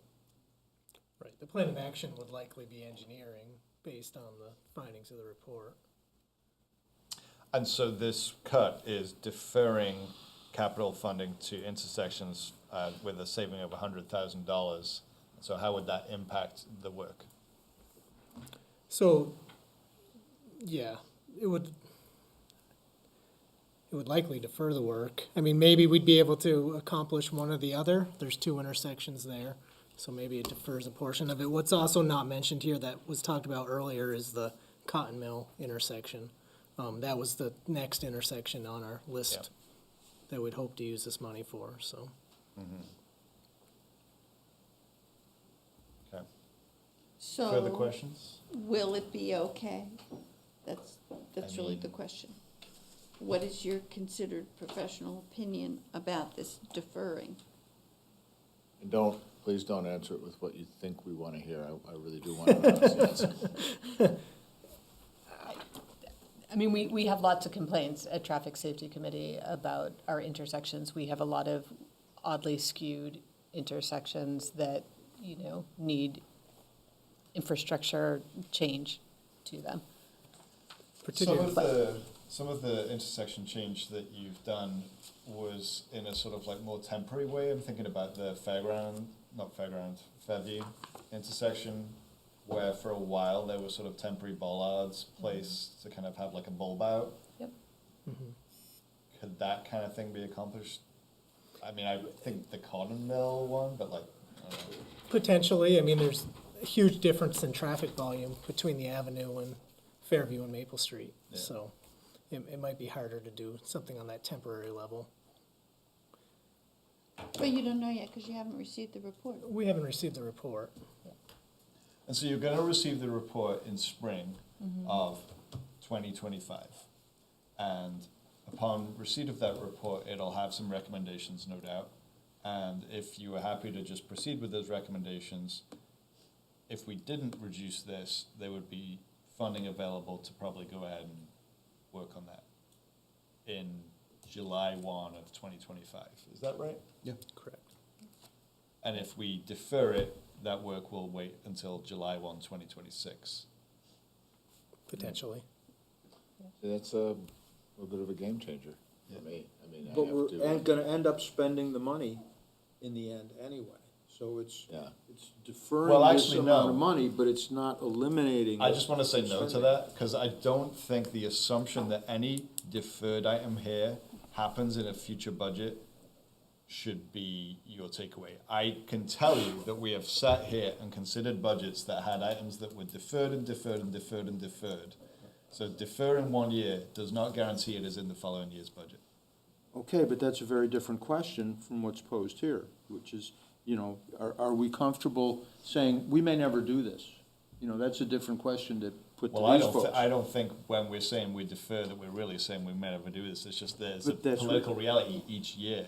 Well, I the think other thing what though- Daniel said was that might be a reality. That could indeed happen. I don't think that it will. But I think we're putting next year's board in the position of, we're saying, well, this is too tough for us to decide now. Let you guys decide it next year. I don't think it's a tough, for me, it's not a tough decision. I mean, if the two people, again, where the rubber hits the road, says that, this is, if you read the basic narrative, it says there's some hazardous concerns there. There are some safety concerns. Again, I'm not a guy who likes to put a price tag on people's heads and while we're rolling the dice in the back room, right? So, I mean, if that's, was there a problem with that, Franz? Well, you put it in terms that don't correspond to any real decision that we're making. Dice in the back room. To me, what we're doing It's kind of here- like a paint in the basement comment, but, we Well, could. that was Yeah, all right. silly. Well, so Let's keep This this all isn't civil. silly. It's getting late. These are And difficult decisions. But what I'm saying is, this really is the type of thing that I've been bringing up several times during this meeting, which is we're putting something off that we're ultimately gonna end up spending the money on. So Potentially. it makes us feel better in the short term, but it doesn't really change things in the long term. See, but That's all I'm my saying. line of questioning is to determine wholeheartedly that if I don't want this thing to get pushed off another year, if it needs to be done now, and you're right, we do need to spend the money. These are improvements that probably need to be made to my town. I just wanted to understand if it was something that realistically, and I think what Liz was kind of pointing out was like, is it something that we would just handle a year from now because that's just the way the timeline falls? It doesn't sound like that's the case, though. No. Right, It's if not. if I may. Yes, and let's try to not have too much Yeah. back and forth without being recognized. If I put my traffic safety hat on, William Street and Western Avenue is huge in the mind of traffic safety. And, we finally have gotten to the point where this much awaited for report is gonna be published. So while we can't say specifically what the results of that are, we can say that this has been a long-awaited need. Yes. And I want to just jump on the end of that because I think it's important to recognize that all of these sort of like difficult intersections weren't just all of a sudden difficult in this last budget cycle. They've been difficult for many years. And so they have stayed in their current condition for many years. And the real question here is, could they do that for another year? So You know. with the information that I've been given here tonight, and thank you for answering those questions, I think we have to leave that in the budget and spend it now. Okay. Richard? Yeah, I don't think cutting this is a good idea, and I have a question. Is there any way to estimate from year to year how much construction costs for a project like this increase? I think we have inflation in there for about 6% on those. It's gonna go up. That's right. I mean, it's gonna cost more next year if we don't do it now. Absolutely, That's pretty yeah. clear. So I think it would be stupid to cut this. I think it'd be a bad move. And the other ones, yeah, I'm not in favor of cutting the police either. And then the IT coordinator position,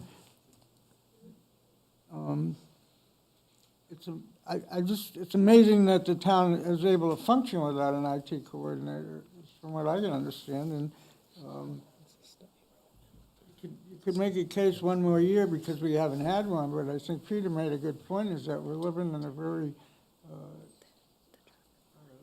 precarious climate in terms of cyber safety. And maybe that one person isn't going to protect us from everything, but at least they'll be more tuned into it than anybody else. Yeah. Thanks, Richard. Any other items here that you want to speak to? No. May I? Go ahead. Actually, I might have questions for you in just if you could just hang on one more minute. So, following on from Richard's feelings about the IT coordinator hiring, yeah, I mean, I don't think it's prudent to continue without that position. It's something that we've actually been trying to accomplish for several years now.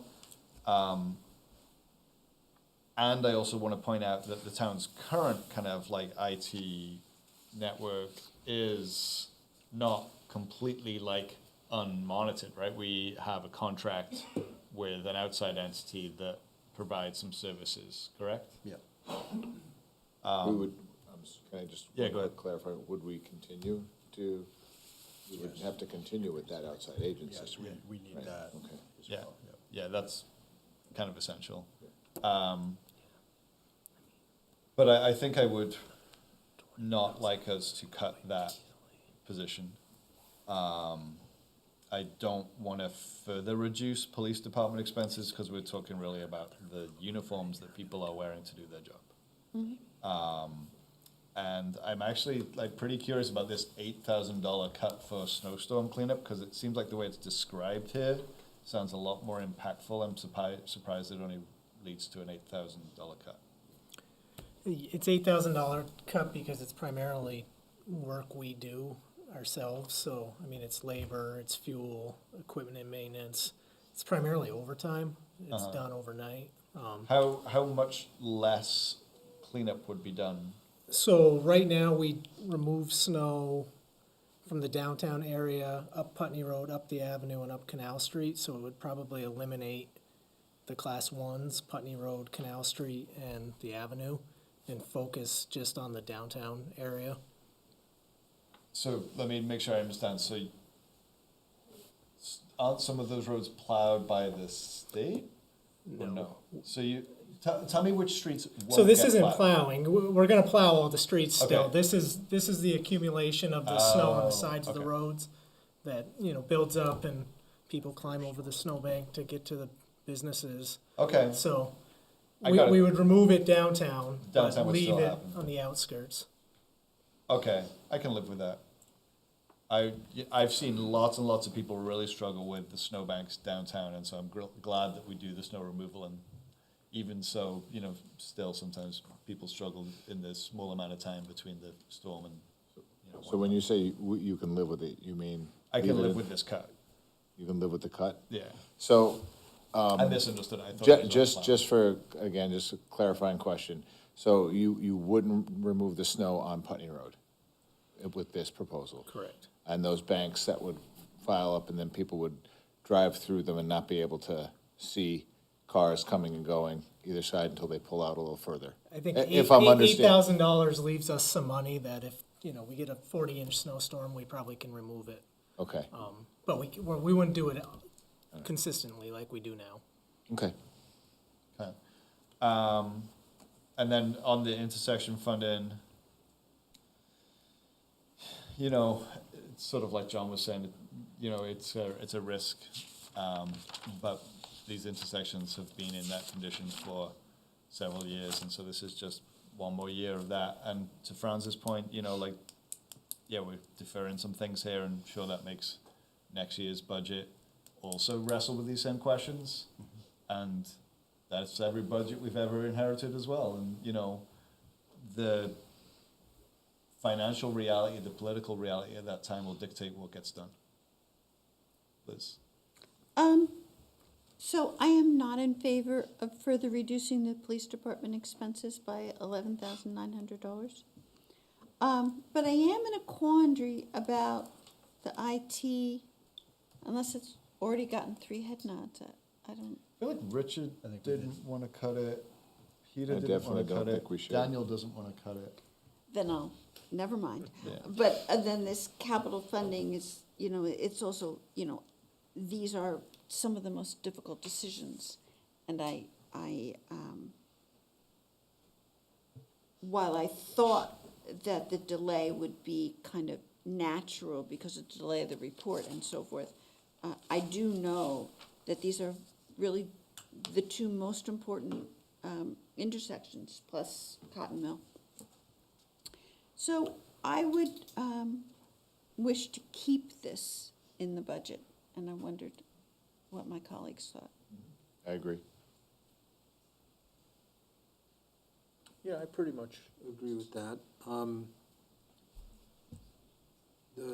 These are all really difficult decisions, and I could probably be swayed in either direction depending on the circumstances, but I would be reluctant to, I really think the exposure on the IT coordinator would be potentially disastrous.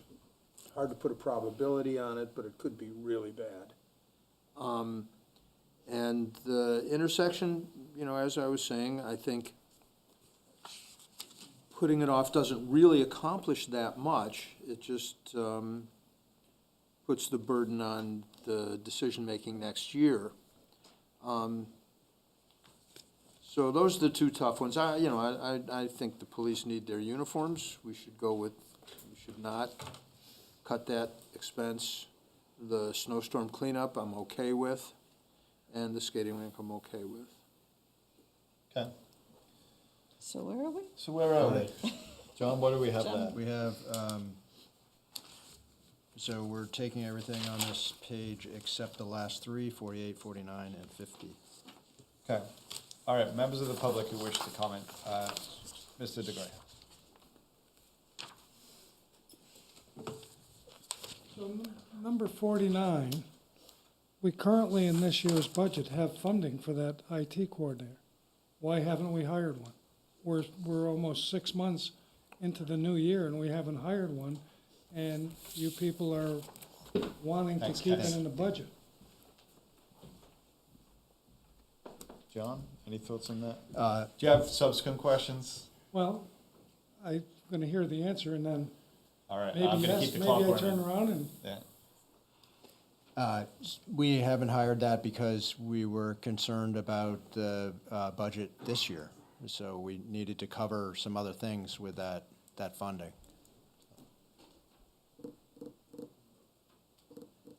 you were concerned about the budget this year? Correct. The one that we're currently in? Yes. I mean, you got a brand-new budget starting July 1, and you're concerned about the budget and hiring somebody that You made a great case for hiring and you haven't hired him yet. Yes, that's right. And you guys are all going, well, let's keep it in here. A ghost employee. Okay. Other members of the public? Lisa?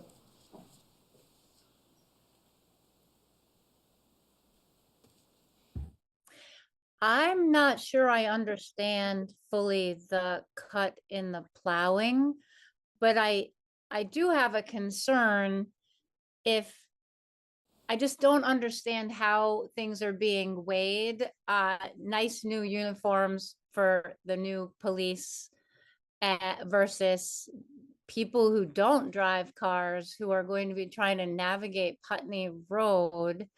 I just didn't hear anyone asking a question about how might this affect different people differently, or disabilities or poverty or anything related to that on that particular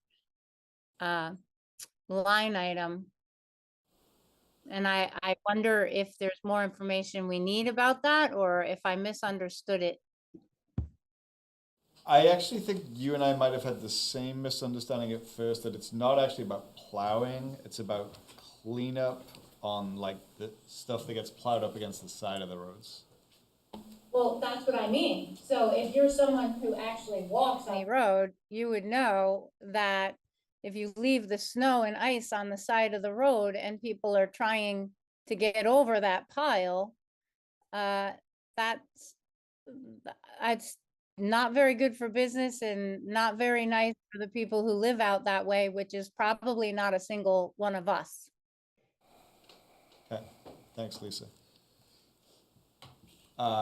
I'm assuming it's Tony, but if not, Millicent. Oh, shoot. Maybe it is Millicent. Anyway, you get the idea, Patrick. I do get the idea. And then this, and then this, and then this. It's Millicent. Hi, sorry about that. I'm wondering about, could you just clarify what is meant by, in the further reduced police department expenses? I just don't know what's in there. What would they be reducing? John, are you able to? This one is, well, primarily uniforms, so uniform supplies might have to be rationed. Also, there would be some savings on auto repairs here. Again, it's a risk management thing, hoping that we wouldn't have repair needs on some of the police vehicles. And I think that's the main things. Thank you. Okay. Other questions? Pierre? Just popped in my head about the police department expenses. You just mentioned vehicle repairs. How often do they change the cruisers out? I think around 5 years is the typical cycle on the cruisers. And I'm new to this, but do you get a warranty, like a 4-year warranty when you buy a new cruiser? I don't know.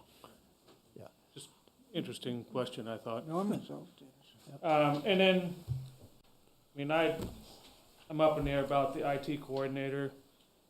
I remember when this was first brought up, I had some questions, and I thought there was other service providers that assisted the town with IT, and it was explained to me that this person was gonna do setup of new computers at someone's desk and different things like that. Maybe installing some software upgrades, which I don't really think someone earning $94,000 is needed. And the intersection thing, my God, these intersections have been in this town for multiple years. Do we have records of accidents at each one of these? You know, are these excessive intersections with accidents? I mean, Williams and Guilford Street, that was just redone when they put the new bridge in. So I can't imagine that there's that many horrible accidents at that intersection. What's the urgency there? And so well, actually, no, you're right. Keep going. And then, I mean, I understand William Street, that whole area around the store is just a nightmare. But again, these intersections have been that way I've been here for 19 years. They've been that way. I don't really see the urgency. Thank you. Okay. Thanks, Pierre. Other questions from members of the public? Okay, seeing none, we're gonna move on. John, that's clear for you, right? Yeah, I got it. Okay. We're gonna move on to 51 and 52, which round out the 10% reduction, and then there are some that go past that. We'll see how we're doing.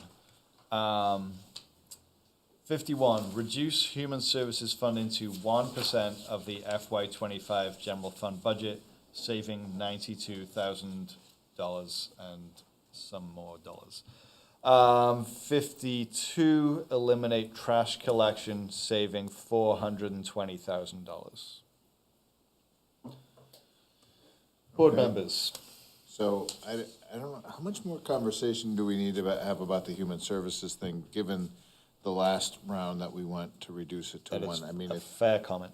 Huh? That's a very fair comment. I mean, I think we're already sort of in this limbo with this 1.4%, so to discuss a further reduction of it right now, I think is, I mean, just beat your head against the wall. I think it'll be over faster and less painful.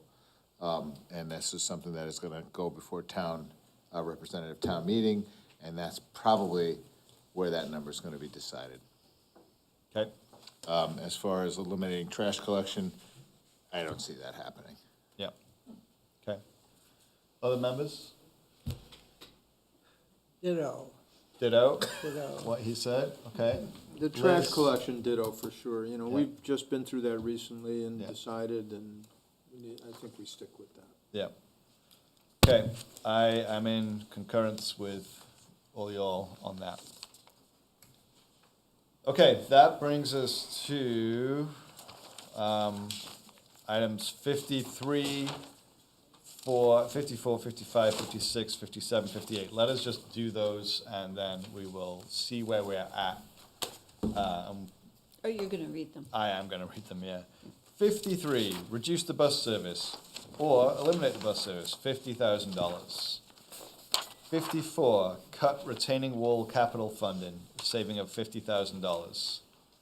55, eliminate accessible voting machine for local elections, $1,800. 56, delay the rehire of the finance director, $107,000 of savings. 57, increase day camp fees by $20 per camper for $12,000 of added revenue. 58, don't open the Living Memorial Pool Park for summer 2025, saving $66,000. Which of these items would you like to talk about, Elizabeth? So these are the end, and John promised us that they'd get horribler and horribler. The only one that I would even consider would be reducing the bus service. Huh. Because that money was discretionary to the bus service. We freely, voluntarily choose to give it to the bus service every year. And, with the belt tightening that we're doing, it's a logical choice. They get the majority of the revenue from the state and then from private means. They get this $50,000 from the town of Brattleboro. I don't think they get nearly that amount of contribution from any other town. So maybe the other towns can step up. Okay, thank you. Peter? Okay, so, so my question is here, reduce bus service. You read that and see the $50,000, it makes it sound like if we don't fund that, we lose bus service. What you're saying is, and I've tried to look into this a little bit and learn more, that that's not the case. Bus service continues whether we put the 50,000 in or not? See, I read this a little differently. Let's ask Sue. Yeah. Is Sue the bus expert? She is. She's on the board. Oh, you are. That's right. I forgot about that. She really is the expert. Sue, Well, I don't know if I'm the explain to us about the impact of a potential $50,000 reduction in Brattleboro's contribution to the mover. So I can't really tell you what the impact will be because it depends on the grants that the bus company gets from the state, which is also federal funds. So what I do know is the state has given, information that they're probably not going to have the same amount of funding that they've had in the past. So therefore, they're really pushing the towns to, or that the local match be higher than it has been in the past at 20%. And for SCVT, it's not been at 20%. So I asked their director what it would mean, and he can't say because he's not going to know till the state sends their funding or gives notification of their funding, and then, but there would most likely be service reductions. As to the town's contribution, it's been 50% or 50,000, sorry, since the bus line was taken over by CRT, which then became the mover. And at the time that VTrans signed off on that, they wanted to make sure that the town was continuing to make the 50,000. We do have a lot of routes here that they took over. So before that, the town got the state funding, and that was our local match to that. Okay, thank you. Questions for Sue about the buses? So, I'm sorry. Yeah, go ahead. Okay. I think that the bus service in this town serves a lot of people. I think a lot of people rely on it. So if cutting $50,000 is going to impact that, which I'm still not clear on, I think it's got to stay in the budget, but if you're saying the $50,000 is really just sort of our kind of contribution to feel good about the buses, then I kind of agree with Liz, and we should kind of lean on our fellow towns to sort of help with this. So I can recount the times when Randy from the mover has come here and we've asked about expanding the service. And Randy's answer to expanding the service is always, yes, if there was more money, you will expand the service. And I'm assuming that the opposite is also true, that a $50,000 reduction from the town of Brattleboro will lead to a reduction in service for the town of Brattleboro. Does that sound accurate to you, Sue? I can't can't really answer the that. question. Yeah. I can't, but I think Randy is supposed to be coming to one of your meetings in Is he? January. Okay. I mean, I'm really not in favor of this. I don't want to see the people who rely on this bus to be without this bus. So I'm going to kind of fall in line with that line of thinking. I don't want, I see it used all the time by a lot of people, and to impact that is just, for me, it's a non-starter. Yeah. Okay. Anyone else interested in cutting $50,000 to the bus? No. All right, we're not doing it. Anyone else got something on this list that they think they'd actually like to entertain? No. I just want to weigh in and say, I don't think we. Yeah, well, that's why I'm asking it, Yeah. because I'm assuming the silence is no, thank you. I just want to check that there's nobody else here. Everybody else is good? Can I be that guy? Yeah. All right. Increasing day camp fees by $20 per camper. No. Here's my thinking on that, okay?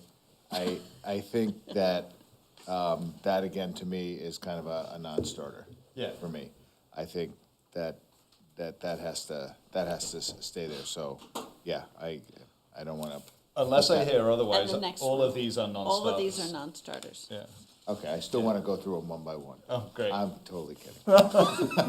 I would like to remind us of the really golden scenario that Carol Allott described in camp for those kids in the summer. And That's their vacation. That's their vacation. Yep, no, that's And it. it's also It's all that's ringing in my really head. important for families Yeah. who work. It's really important. Yeah. Yeah. Okay. Ms. O'Connor.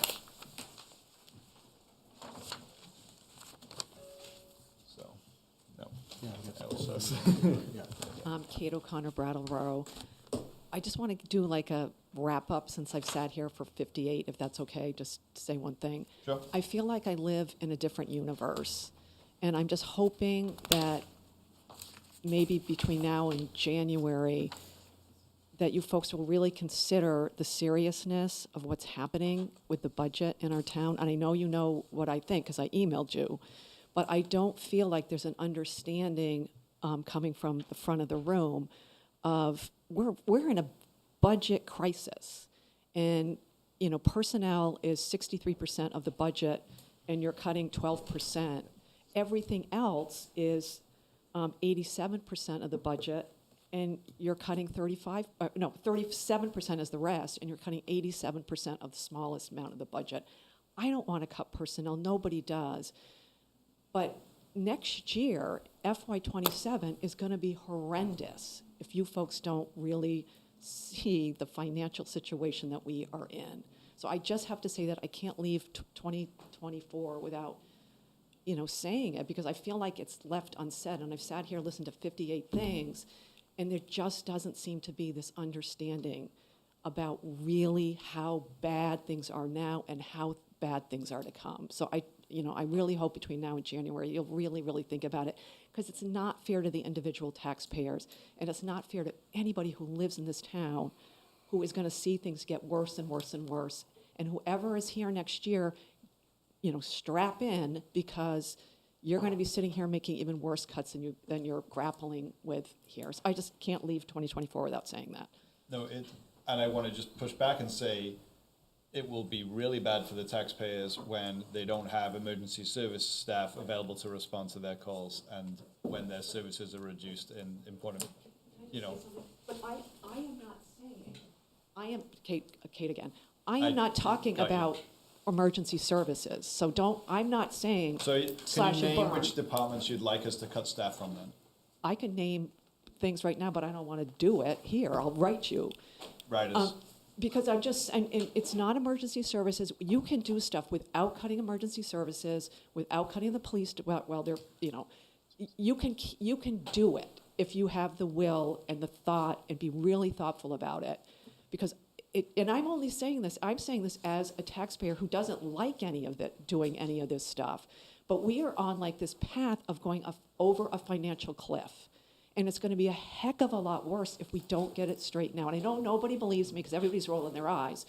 But I just want you guys you people to really, really, really think about it, because it's only going to get worse if you don't deal with it now.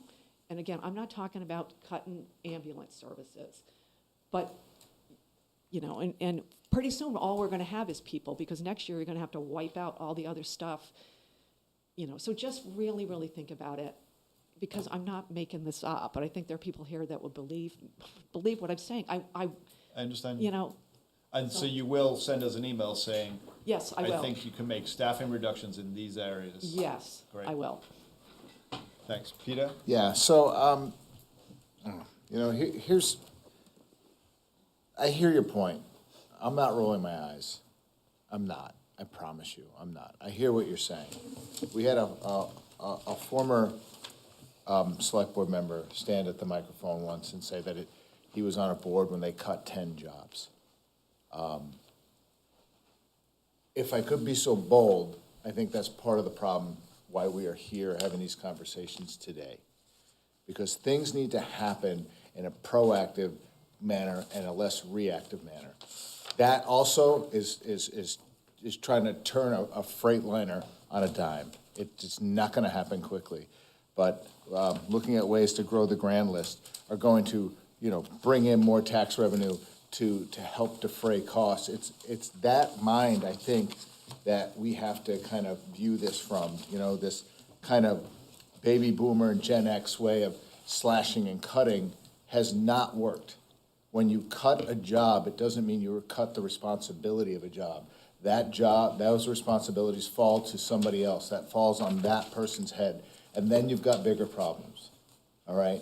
You don't, doing hiring freezes are the things that cause people to retire and to move on.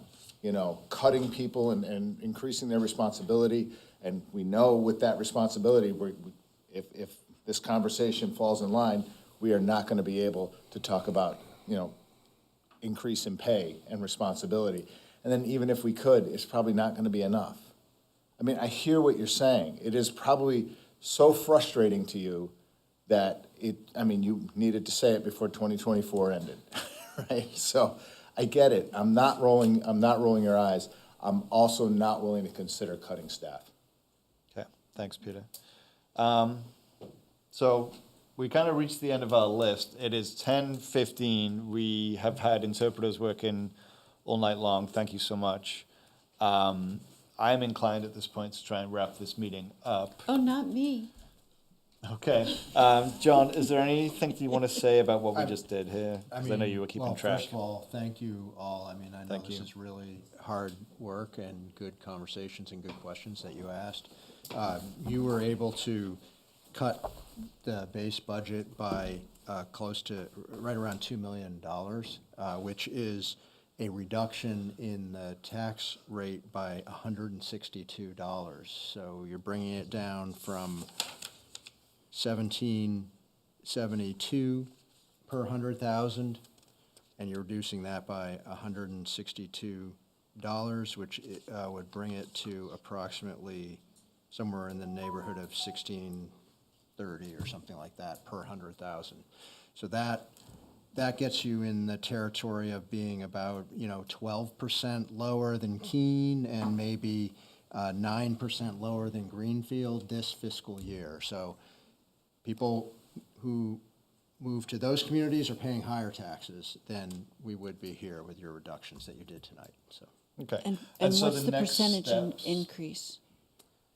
So it'll be around it'll be around 8 or 9, something like that. Okay. So next steps is you will take all of this and produce a new budget. Yep. Which will then come back to us for further consideration, further advocacy, maybe at that time for doing something different. It'll give the community a chance to absorb what the implications are of these cuts and further feedback from the community one way or another. I asked that we did kind of tentatively schedule a meeting for the 14th, just so we have one on the books, 14th of January, just in case we need to make further decisions. And then we'll see where we land, right? So thank you everyone for their work tonight. Thank you for the staff for the work that they did to bring this forward. And I think at this point I would like to entertain a motion. Elizabeth. I move to adjourn. Thank you. Liz has made a motion to adjourn. All those in favor, please raise your hand and say aye. Aye, that passes 5-0. Thank you so much to our interpreters. Sorry we didn't give you an early night. Thank you to BCTV. Thanks to town staff, members of the public, and have a happy holidays.